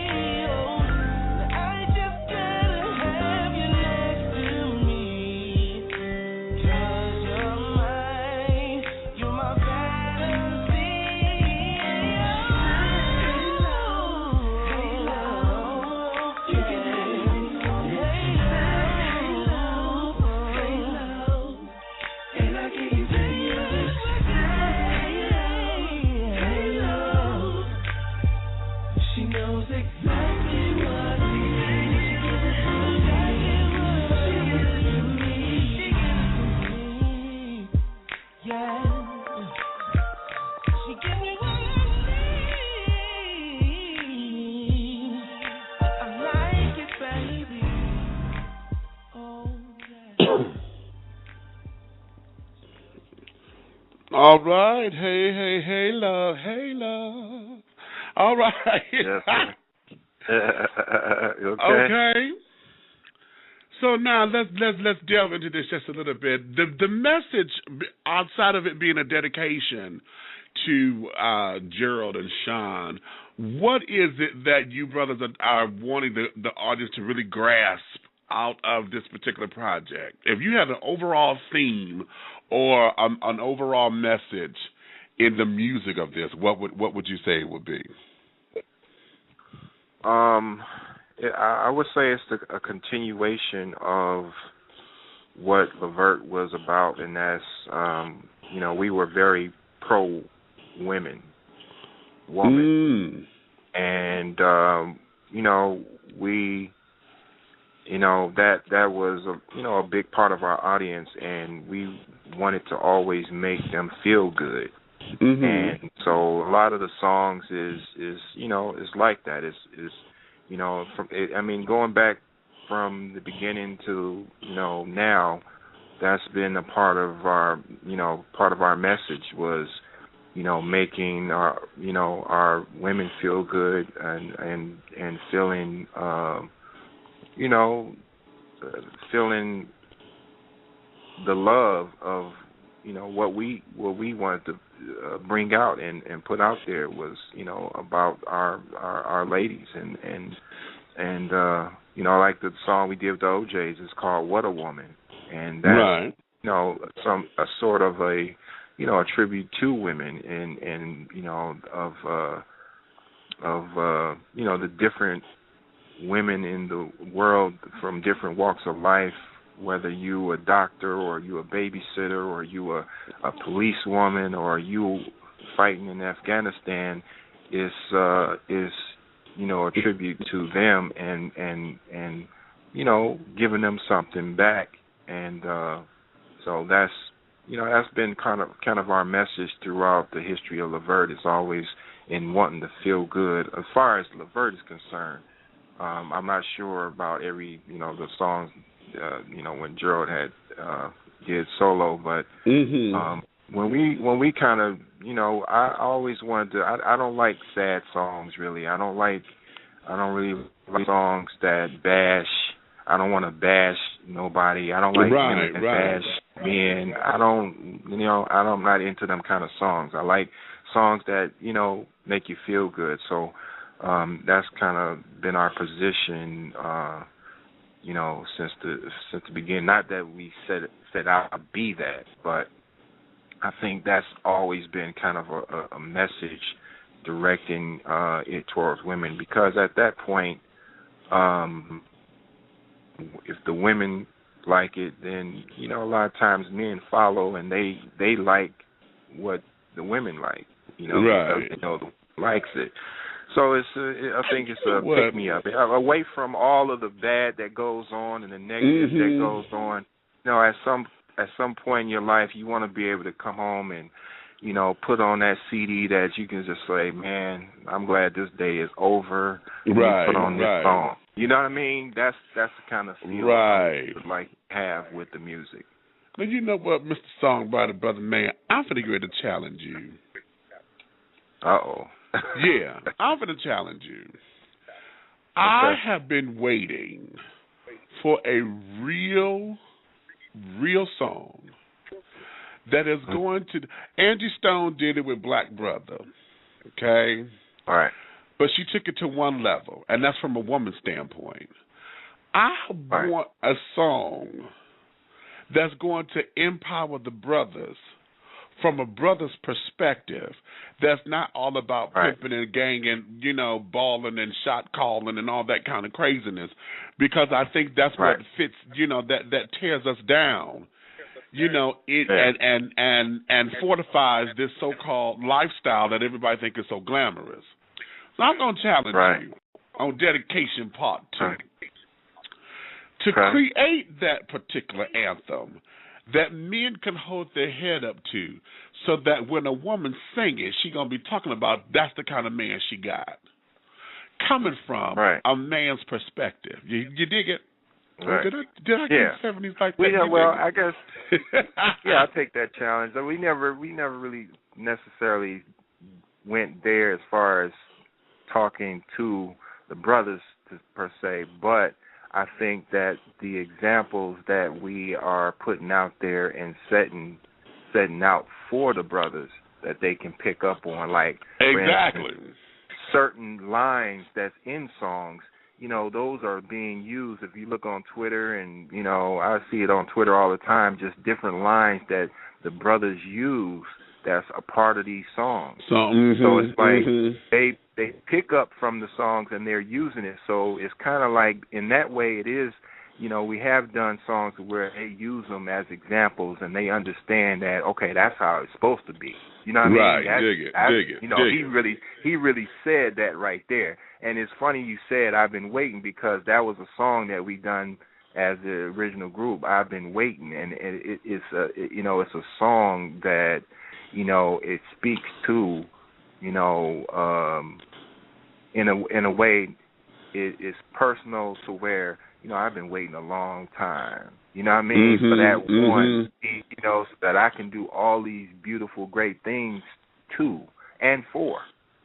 So I think in that aspect, we have put out music that it speaks to our ladies, but it's giving the example to our guys on how the ladies want to hear it. You feel me? It's not, it's not giving you that. It's not giving you that. That sound that the ladies don't want to hear. It's giving you the example of, okay, this is how you're supposed to say that. You know what I mean? Right. And keep it, and then not cool. wanting to treat them like hoes. Because a lot of music, we get. I mean, it's cute, but at the end of the day, it just sounds like we just treating everybody like just hoes or whatever. Okay, this is it, and when I'm done, I'm just gonna throw it away, versus valuing and keeping it. And you're right, that has always been the trademark of all of your hits, and what I like to, I'm a B-side person, honey. So I like to play the songs that don't make the radio. So that there is this. So I'm going to do that. I'm gonna hold you to that particular challenge. A full song that's gonna be for the brothers, by the brothers, about the brothers, that the ladies gonna dig. Now. All right, you got that. Okay, I'm gonna throw it at you now. I'm gonna throw it at you. Yeah, I'm gonna put that on my plate to think about and really have and put that together. So we'll see. You'll be the first to hear that. Dig that. Now, in these last few moments, what do you think has been the biggest misconception about Marc Gordon that you can clear up right now? Well, I think earlier I said that, that I was kind of shy, but not really. I wasn't really shy, but it was just, like I said, I was really more leery of what was out there in the world, not being, not being young and having ventured out there. So I was kind of low key, and I kept, I was pretty reserved on what I would do out, like, in front of folks. So I think the misconception is of me just being this, too shy, too and quiet, to where I just, just don't say nothing. You know what I mean? And that's not really the truth. I just pick my people to say certain things around. You know what I mean? Dig it. I don't really say everything around everybody, or put myself out there in a certain way, because like I said, I'm private and I want to keep it that way. I want to keep my personal to me, and what I present, I'm presenting it. I'm presenting it because I'm putting it out there. And so that's kind of where I'm at. But people, take that a different way, and think that you be in a certain way, or he think he this, or he doing that, or it's not like that. I'm not that kind of way, And, you know, I put a post on my Facebook the other day that basically kind of sums me up, and that is, you know, I'm not perfect, but I'm definitely not fake. So, you know, you won't see a fake Marc Orton, that's for sure. You know what I mean? Dig that. So that's another thing I wanted to get out there. We was talking about Sean's Law. Definitely go and sign that petition in Sean's Law. We're still working on that. It's an association that's trying to block it. It's the Cuyahoga Sheriff's Association, I believe, and they're trying to block it. They're saying it's not enough. You know, they don't want to spend the money to change the law to what it is because it's going to cost this amount of money, which I don't believe. I just think they just don't want to do it. And but it will protect everybody's rights as far as being able to get, you know, physical examinations and being seen by a doctor, so you know what you're up against when you're in a facility like that. You know, you're in there with a lot of different people that's coming from a lot of different places. You don't know where they come from and what they got, what they've been doing, none of that. You don't know nothing. Exactly. And so this could affect not just, you know, the person that's affected, but it could affect other people that's they're surrounding, you know. And so and I know for a fact if the law was in effect 4.5 years ago, then Sean would still be here. Wow. So that's the reality of it. The other thing I would want to say is that I'm working on my foundation that is going to deal with the lifestyles that we've been talking about, and that is, you know, there's a lot of different, the questions you asked me were key in what I'm working on in this foundation, because it deals with the lifestyles of this entertainment business and the roles that we take, and we see it affect our entertainers all the time, from Whitney, with the last one that I know of right now, to Billie Holiday. So the list goes on and on. Elvis. You know, there is a epidemic in the prescription medication industry, and it's affecting everyone, not just our entertainers, but it's affecting everybody. And so I'm on a mission to get that out and talk about it in my foundation, and basically help our people that's really more affected, because you do have the yes men and women, you have the people that's in your ear, and a lot of times you're not thinking always clear because you are always on the move, trying to make things happen in this industry, trying to be on top, trying to be the best. And, you know, in that, you pay a price with doing that. You know, exactly. So, I want to get that. You know, I'm getting that kicked off, and you know, you'll be hearing about that real soon. Within this next month, you'll be hearing about that. I'm going on a campaign with that, and really getting the word out about, you know, what really happens. And it's a misconception about, you know, the industry. Like your public don't really know a whole lot about really the industry. They're learning more because of the social media and the internet, but they're not really knowing all the ins and outs, the behind the scenes, the things that go on, the things you're up against. They don't know the pressures, and that's just the pressure in the industry. It's not even just the pressure of your personal life. So you as an entertainer, you got to deal with the entertainment life, you got to deal with your personal life, and it's pressure in trying to maintain both. It's pressure, and how do you get out of, you know, over medicating yourself?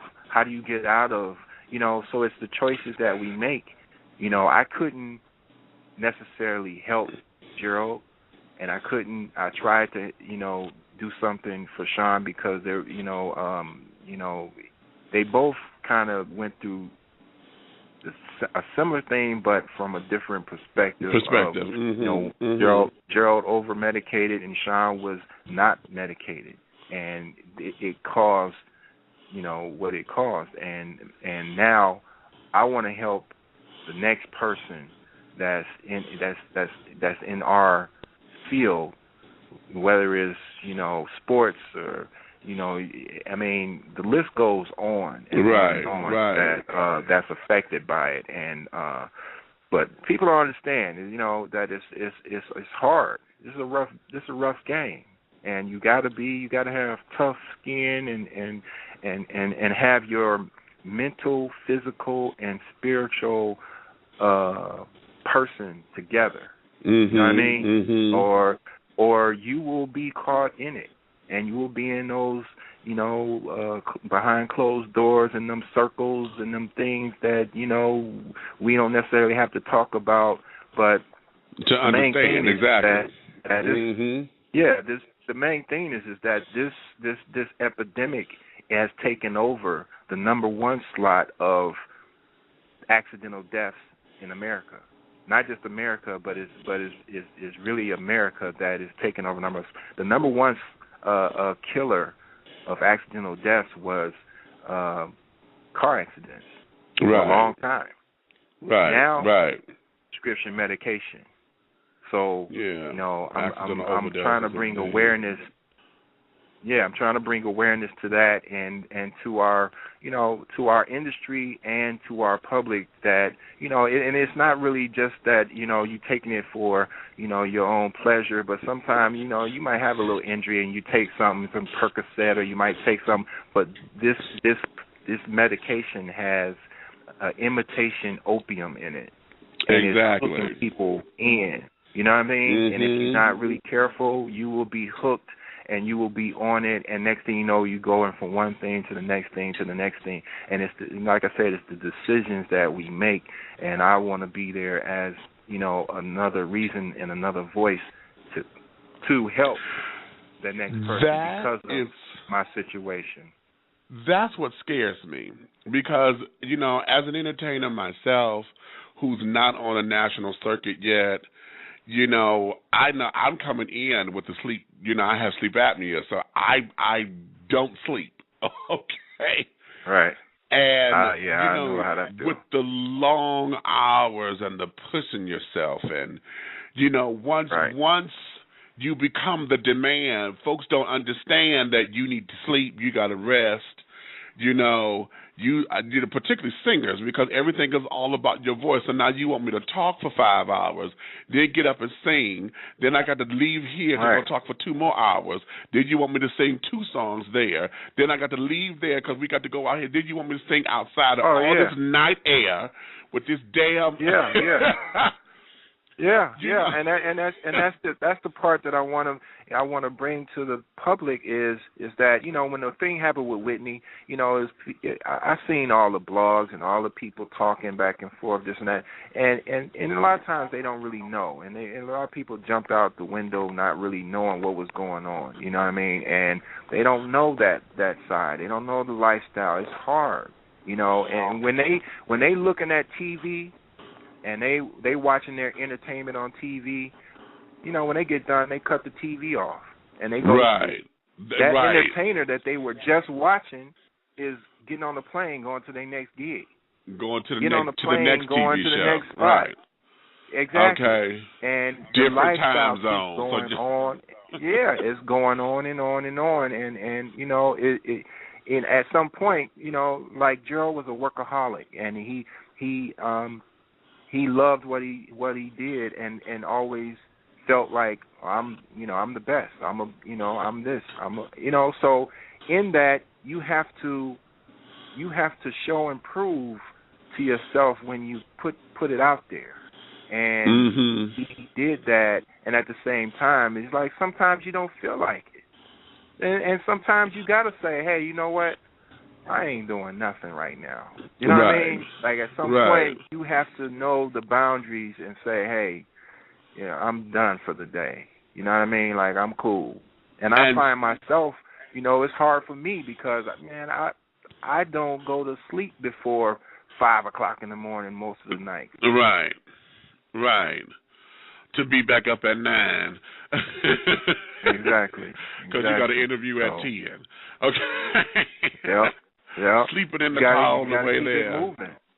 Right. Yeah, you got to keep it moving. So it's a hard, it's a rough life and lifestyle, and you got to really be equipped mentally, physically, and spiritually in order to maintain. And I'm going to reach out to certain ones that's out there that's made it through. Your Todd Bridges and your Charlie Wilsons and you know what I mean. There's different ones that's been examples. That's examples of being able to that's gone through it and really made it through and been able to turn around and be like, hey, I'm here and I got a good product to show for it and I'm healthy now. You know what I mean? Right. Right. It's so good to see Maya Campbell on the rebound. Praise God. Yeah. And folks like that. Yeah. There's a lot of examples, but unfortunately it's so many that have been affected and that's fell off, and just because you do want to just chill sometime, and this life will make you with the way the internet and the technology is, you can't do nothing. Like some people like me, just private and just want to like I'm not even coming out. You know what I mean? Okay, right, dig it. But some people that's like that, they don't, you can't go nowhere. Just like, you got actors and that want to just act. They don't want to be in the paparazzi's lenses. They don't want to go through that. They'll stay all day and night on the set. But when it comes down to being in front of that paparazzi camera or it's a whole nother thing. Like, I don't want to do that. Like, you can't go nowhere now. Everybody got a camera phone. Everybody got the video on their phones now. So you can't do nothing without it being noticed. And there's cameras on every street almost everywhere you go. So you can't go to the middle of the ocean. You can be on a yacht. You got actors that'll be on their yacht with their people, and you'll have a helicopter flying over. Okay. Trying to snap the shot. They want to get a sneak peek so you can be on TMZ. You know what I mean? So it's a lot of media hype. That got everybody kind of, like not everybody, because some people feed into it. But for people like me, that's just like, okay, I'm cool. I just won't go nowhere. But but some people can't handle that. The scrutiny and the level of what's going on can really tear you down emotionally and physically. It just tears you down because while you up there, you loved. And there's people that, there's always going to be some that hate. But baby, when they knock you down off that pedestal, honey. You got to be ready for it. Ooh. See, one of the things that I think is one of the biggest problems, because I know when I was a kid, we used to think Hollywood, and I never saw the stars as human beings when I was a kid. Cause I was like, they go to the bathroom, I know that sounds stupid, but as a kid, it was hard to fathom that, because they were so much bigger than life. To where then I wanted to become in this industry. I got on stage, I'm an actor, and this, that, and the third. So now I understand it. I'm on a local level. Folks that adore my work and they want to come running to you, autographs here, autographs there. My feet hurt. I'd have been standing on this damn stage for 2 hours in a pair of shoes that was too fucking tight. Okay, and I'm smiling because this is what I got to do because this is what you paid for. Hurting. Yeah, this damn belt is too tight because my fat ass done gained 20 pounds. So, so now I got to come off of here and now do PR work for you to come over and do this, that, and the third. Now, see, I happen to be a gay man, so see, and I'm big. See, I'm 6'4", and I'm a man of size. I'm over 350. So, when women come up to me, all they see is teddy bear. So they want to rub up on your nails of their head all in your chest and shit. I don't feel all that. And you can't tell them, no, baby, no. You know what I'm saying? Yeah, I hear you. So understand that. I think what a lot of people forget that everybody is human, and everybody has an off day. Everybody got a crazy day when you just want to let your hair down and just get absolutely buck wild just because you need to let it off. And it's during those buck wild times that the paparazzi get it. You know, you may not have your makeup on, you look in a mess, you didn't get your hair cut, and those are the things when you look like a mugshot and you didn't go to jail. Well, hell, today wasn't one of them days. I didn't feel like taking a shower today. Yeah, I stank, but shit, it's a day. You know, you know what I mean? Today is a sit on the couch and scratch my nuts day, and I ain't got time, you know, to look cute. You know, this is my chill moment. So yeah. I mean, that's the reality. That's the reality of it, is that everyone is human, regardless of the status and, you know, what you do. At the end of the day, we all, you know, breathe in the same air. We bleed. We go to the bathroom. You know, exactly. We all human. It's just where you put in your life, and, you know, mentally where you take that yourself. How far you take it. How far you let that go to your ego and let that take over your being. Exactly. Allow you to now be a part of. You know, now you are so involved in it to where now, oh man, now I'm at home. Well, let me take something for how I feel right now, because I feel like doo-doo. So I'm going to take this. It's going to pick me up. You know, and that's how it gets started. That's where it goes. And it's not just your prescription drugs, but it's your street drugs. It's your drinking, because you can take that too far also. Exactly. But it's you know, it's a lot of things, but really, you know, people doing it as a release. They want to release, and they feel like it makes them feel better, to where you really believe in it, that it really making you feel better, but in the end it's killing you, because that Percocet, that particular drug, that's, you know, those drugs are not made. First of all, they're man-made, so they're not the real, you know, the real deal. So your body is not made to take in all of that imitation. You know, your body has to break that down. It has to break that down into, you know, to however it breaks it down to for you to take it in. But once you take it in, you know, you get so loose with it to now you're taking it and you're drinking and you're doing this and you're doing that. So it's just adding up. So you're not even thinking. You can't even think right, because you're so involved with how it's making you feel, or it ain't really doing it for me right now. Let me just take a little sip of this now. You know what I mean? Exactly. So that's how you overdo it. I can't tell everybody, hey, you know, don't do this and don't do that. You know, things are going to happen. I'm going to encourage you not to, because once you get to it and you get too involved, you lose track of what you're really doing. Is definitely, you know, when you, even if you take a prescription, it says, well, do not drink with this. You know what I mean? Exactly. It's there. Exactly. It's there for a reason. This is killing our industry. It's killing our society. It is the number one accidental killer right now. You know, so. And that really is worse than the street drugs. Exactly. Because and a lot of it is because it's legalized. Everything is done with a prescription now.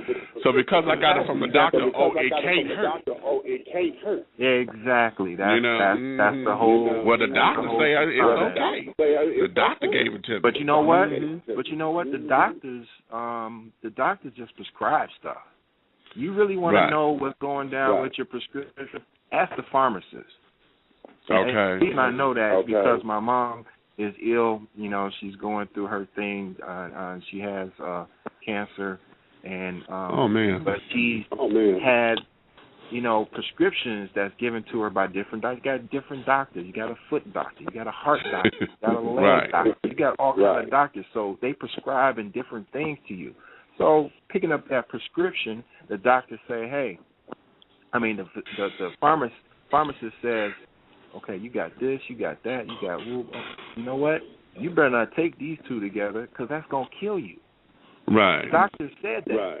the doctors, I mean, the pharmacist said it. Mm-hmm. And ever since I heard that, I was like, oh, what's really going on? Like, the doctors prescribe it, but the pharmacists will really tell you what it's going to do and how it's going to make your body, what it's going to do to your body. Mm-hmm. And after I heard that, I was like, okay, you really got to be careful of what you're taking and what you're taking together, because them two chemicals just don't work right in the human body. Exactly. Mm-hmm. Mm-hmm. Well, I'm looking forward to you and getting this up and running. Here, you got a platform here when you're ready, player, because that's a call to action right there, because so many of us, you know, and like you said, not just entertainers, but, you know, especially in the black community, because all we know, you got the pressure pill, you got the sugar pill, you know. Yeah. You know, and then, you know, I got my nerve pills. Okay. Yeah. So it's becoming a part. It's so much a part of the society right now that you have people saying it like, oh, I have my kids today, I got to take a whatever for it. You know, like like when has it gotten to the point to where you can't deal with nothing without a pill? Right. Exactly. You know what I mean? Like, you can't cope with nothing without having a pill now, and that's the issue. But it's big business, and that's the point that, you know, regular folks, our public, and in the industry got to understand. I mean, the industry is more accessible, and that's why I really want to focus on the industry. Because we have the access to everything. Anything you want is at your access, and you can get it. Regardless of whatever it is, you can get it. When they will bring it to you. Exactly. When they did the unsung on Vesta said this, and it just resonates in my soul. And she said that there are folks who are around you simply to see how much of your money they can get out of you. Oh, yeah. And they are feeding on you. Yeah. They feed on you. Their whole life is just to feed on you, just to be your personal yes man, yes woman, yes assistant, that not going to tell you no, because if they do, they know that in the condition that you're in, if you're in a state of you know, you on that medication and you not really yourself, you're going to be like, what? Okay, right. Fire that person, because I don't need you to tell me no. But exactly, that's the kind of person that you need. You need somebody to tell you, hey, you know what? You better look at this. You blowing it. Right. And that's the person that they're not going to keep around. They're going to fire that person. They're going to get, and that's what they're worried about. They're more worried about, you know, their status. Mm-hmm. I ain't gonna be able to be on tour with them no more. I ain't gonna be able to be the personal assistant no more. I better tell them, yeah. Oh, I get it for you. You know, and you are nothing but an enabler. You are an enabler, and you are helping kill that person. You are helping put that person in the ground, because you are aiding that. Right. And, right. Wow. Drop it on them, folks. Drop it. Here, give everybody where they can find the new project, all of your contact information, Facebook, Twitter, CD Babies, whatever. Let everybody know where to pick up the new project and how to get in contact with you. All right. You can go to LEVERT2.com, and that is a page.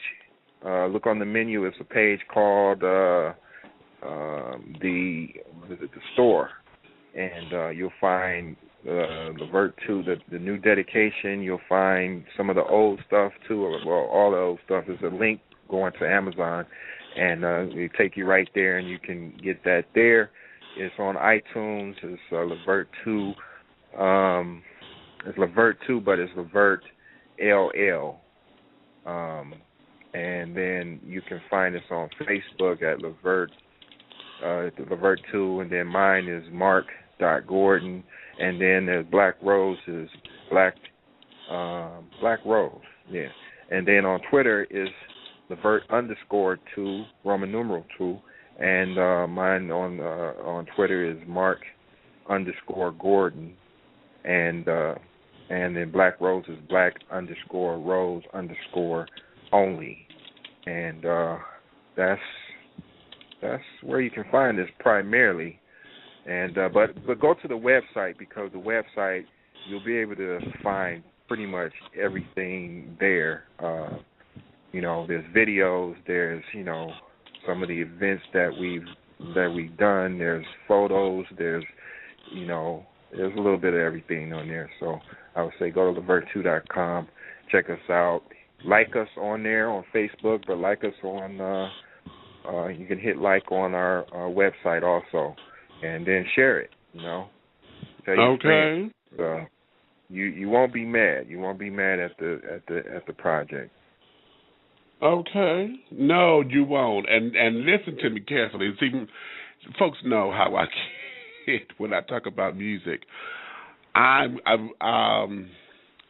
going to close out because with What a Woman, I think this collaboration, my God, I'm in love with how you guys did all this. And then I like, I love the old school, new school kind of thing. And then at the same time, it still had that family feel. And then just how you guys, I told you about that tickle thing. Y'all know how to play with these notes and things that send you there. And I love all of that.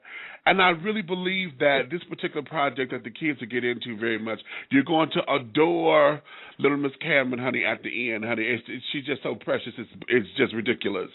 Okay? Yeah. And I really believe that you guys here are forging your way. And like I titled the show, like a phoenix, honey, you rising out of those ashes of despair at what was meant to be evil or to harm. Yeah. I just see that you guys are carrying forth and just taking the torch and taking it to its next level. And for that, honey, I applaud you. And I will always, I will consider you from henceforth and forevermore a friend of the show. You will always have a platform here as long as I got a voice and this thing is up and running. We'll be 3 years old on the 1st of July, so I look like I got some longevity here. Congrats. Thanks. So as long as I have a voice, you guys have a platform, and anytime you're ready, y'all got new concert dates or whatever, get at me, and we'll promote the hell out of it over here, and then make sure that I'm there in the audience so that we can sit down there and do the thing like we know how to do it. Black Rose couldn't be with us today. He had other obligations. However, he's here in spirit. That is a singing fool. You hear me? Right. Yeah. And that's what I say. It's like long as he, long as you can get, if you can do what he do, it doesn't matter. You don't have to be a particular person, but long as the message comes across. Hello. And it's the feeling, it's the feeling, it's the vibe, and he was able to blend good. I had a lot of people come up and say, "Hey, I got this guy," or I can sound just like Gerald, or I can do this. And I didn't necessarily always want that, because to me, there was only one Gerald. That's it. See there. There's only one Gerald, and so trying to be that, you're not going to be that to me, because you got to understand. I come up with this guy. I listen to him in the making of his own right. Okay. sound. You got the sleepy voice. I heard all of that in my sleep. I've heard his voice over and over and over. So it's like, you can't get by and say it sounds like Gerald to me, because I will pick it apart. And, but I'm not being any particular way. I'm just saying it's hard to get off on me that, like maybe somebody else. But for me, it's like, come on, man, this is what we did, and I'm with this guy every day, all day. So you can't sell me a sound that I came up with. You know what I mean? Like, if it ain't that sound, it's just not that sound. Just tell me you sing. You know what I mean? Tell me you sing and you sound good. Just let that happen, and I'll be like, okay, let me feel that and be the judge, like, okay, yeah, you sound good. You know what I mean? Like, hey, that's what's up. But with Rose, you know, I wasn't necessarily looking for, I was just looking for somebody that could really just get down and do what they do. They can hold it. And he was able to hold it. He was able to contribute on the project, able to, you know, have input and be a part of the process. And that's what I always needed, because not that I necessarily needed, but that's what I felt for the group, because me and Gerald's chemistry was that. And in the building process, and regardless of how much we did on each particular song, but it was a certain chemistry that when it started coming together, it came together, and Gerald would put his little thing in it, and I would add this or do the little tweaking to it. So it's a chemistry, it's a feel good. So that's what I was looking for. I was able to find it, and I'm glad that we, you know, were able to, you know, come together and do it. You know, it's been a process. You know what I mean? It's been a ride. Don't get me wrong. There's been times I didn't woke up and say, you know what, get this. You know what I mean? Like, I've been exactly. I've felt like certain ways every now and then, but you know, it's not in me to stop doing something that I know, that I believe in, and that I love. So, you know, as long as I can, and it's not just for me, I'm going to always push my brothers, Gerald and Sean, and keep them alive in the music. They are part of whatever I'm putting down. If I'm putting it together, whatever music that's pertaining to LEVERT is always going to be with them in mind. Okay. You know, that there says everything. So let me say thank you for accepting my invitation, for coming on. I just feel as though I've learned something, because just in that, you know, I feel the love. I just feel all that. I'm a very emotional person, and so I'm over here kind of like verklempt a little bit, because I can feel all that, and even the stuff that you haven't said, I can sense it. You know, and the process of still being able to stand strong and to know that, okay, my brothers live through me, so I've got to go on. You know. Yeah. So with that. Yeah. I thank you for giving us your time, and for coming on, and for enriching us with the sound that you have created. You know. And I appreciate you, you know, having me on and being able to, you know, give me a platform for it, and at the same time being, you know, well into it. Like you reached in and did homework, and you know what I'm saying? It's like you don't find a lot of interviewers or people that's interested in what you do that go in and really go in and be like, go in on it, and they know some of the background, they got the questions mapped out, they got the topic, you know what I'm saying?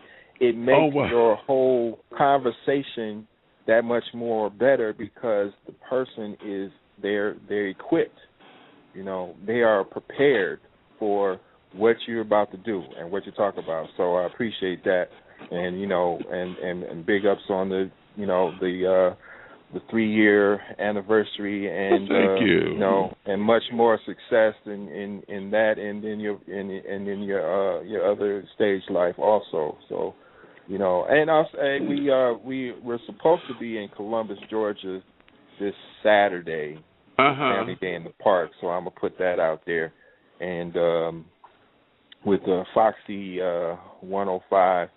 And so I'm going to put that out there. We just, you know, supposed to run down there, maybe do a song or two, and, you know, see some people, and we're going to keep it moving. But, you know, that's what's happening right now. And then at the same time, let me put this out there. I'm going to shout out the G5G ladies and men, and then that's a group that's out there that's been loyal and strong supporters of the music and of Gerald, of Gerald and also LEVERT. And then our another group called Legacy Ladies. Well, not Legacy Ladies, but it's called Legacy. And they also support us. They support Dave and them, and also the Rude Boys. But they've been instrumental in helping us get the word out, spread the word. And so I want to shout them out, and everybody else that's been a part and been supportive. So if I miss somebody, then sorry, I didn't mean to, but hey. Okay. That's all right, baby. He got you in his heart, how they charged it to his head and not his heart, and we're going to call that grace. I see that you're a man of spirit, and I encourage you to continue to let that what you call your higher power to guide you through this. You're wiser now. You're a bit older now. So what you did as a child, learn from those things. And see, now that we're over 40, we have no excuses anymore. We don't have nothing to prove. All of that that we thought was important, we're at a point now to where we really know what is. So in that, yes, I welcome this new project with open arms. And, yes, I continue to thank you. And as I send you on your way, I'm going to play this song here. This is LEVERT II and the OJs with What a Woman.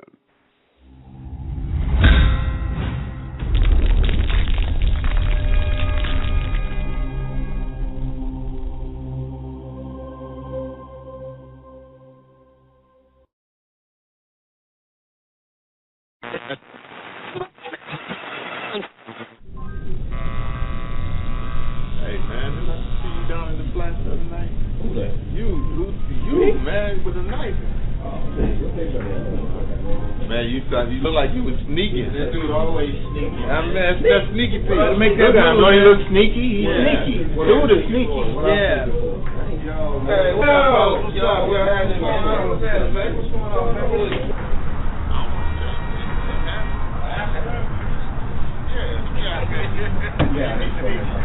And then you run into real sneaky. You do not want to have the telephone. Oh man, come on. You know. Not me. Not me. Hey, what's up, man? How you doing? All right.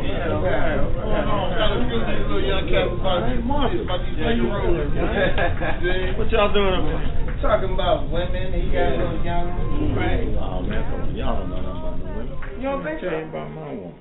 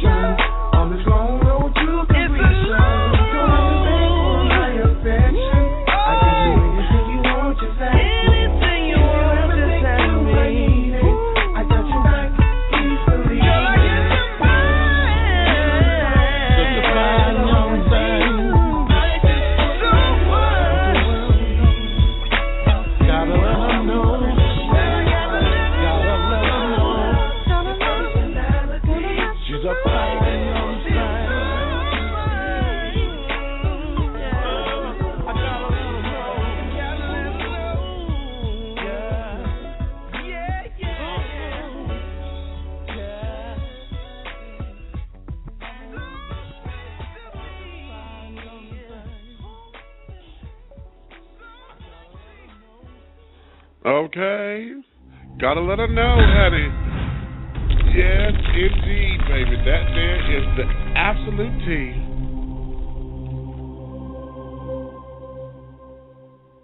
The absolute tea. Oh, wasn't that just an entertaining interview right there?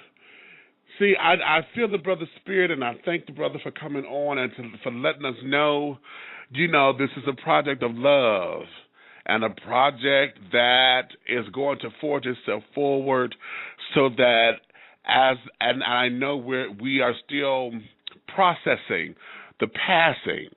But one of the things about the process is in order for us to get to find relief and to find joy is to always speak of those that we've lost and remember them in their greatness. And I believe this project is going to do just that. Gerald and Sean LEVERT, the brothers LEVERT, were an inspiration. And as I said earlier, for my generation, they were our giants, who helped forge the way. Particularly Gerald being a man of size, I have a special place in my heart for that because he was able to forge his way. And helping out with the careers of Heavy D. Marc helped out with some of the writing and some of their music and producing their music. So this here is a legacy. And I'm very thankful and I'm privileged to have had them here. I'm going to let you know, honey, please go out. Go again, www.levert2.com. That's www.levert2.com for their website. And you get links to all of the music. You can find the new project as well as find links to some of the older projects as well. You can go to twitter.com. That's Marc, MRC, _Gordon, also Blaq, BLAQ _Rose on twitter.com, and you can follow them there. And yes, let's make this happen, folks. Let's make this happen. Also, when you go to the website, please go and read up on HB. What is it? HB 249. Yes, the Criminal Petition HB 249, affectionately known as Sean's Law. What we want to do is make sure that folks who are in prisons, who are in mental institutions or whatever, are able to get the medical care or checkups that they need while they're there. Part of the reason why Sean didn't make it was because they did not get him the checkup that he needed to get his medicine to him in time. And so that there is why this bill is so important. All you have to do is go there, read it, click on the link to sign it so that we can get that petition in so that we can get this thing on the floor so that this can become a law, okay? Let's do that. Let's do that. Let's honor our brother because that was that was wrong. They should have let that boy get that medicine. So with that, my darlings, I thank you for your time, your love, and your patience with me. You see, I had a couple of flaws up in here, and that's okay. It happens, child. It happens. Okay, but nonetheless, honey, we're still going to move forward, honey. So if you love me, tell a friend. But if you hate me, tell an enemy. But do know there's one way, shape, style, form, or fashion this thing here is going forward. You may finish all of your crumpets, honey, because the tea has been dished. And you've been dishing tea, darlings. Ha-ha, with Big Meech. Join us again next week. Next week, we will have the eldest sibling of the Barrino family, that is Mr. Rico Barrino, will be here giving us his inside track on the music industry as we celebrate Black Music Month. And he's got a new project coming out with he and his sister Fantasia on a new single called Hold On. And also, honey, I'm going to hit y'all with little red bottoms and some of the things that Rico has been going through. So join us next week with Rico Barrino right here on Dishing Tea with Big Meech on Blog Talk Radio Network. So with that in mind, my darling, I've got to go do my Batgirl change because I have another affair to attend. And then after that, we still got to go make a damn donut or two. So so with that, babies, I thank you. I love you. And until we meet again, honey, you be safe, be strong, and let your higher power always guide and direct you. Goodbye. some other banks offer you a promotional savings rate, then they drop it just a few months later. Don't fall for it. Open an account with Capital One and get one of the nation's best savings rates that's not a promotional rate. Plus, you can open an account online in just 5 minutes. Welcome to Banking Reimagined. What's in your wallet? For consumers only. Offered by Capital One N.A. member FDIC. Copyright 2017 Capital One.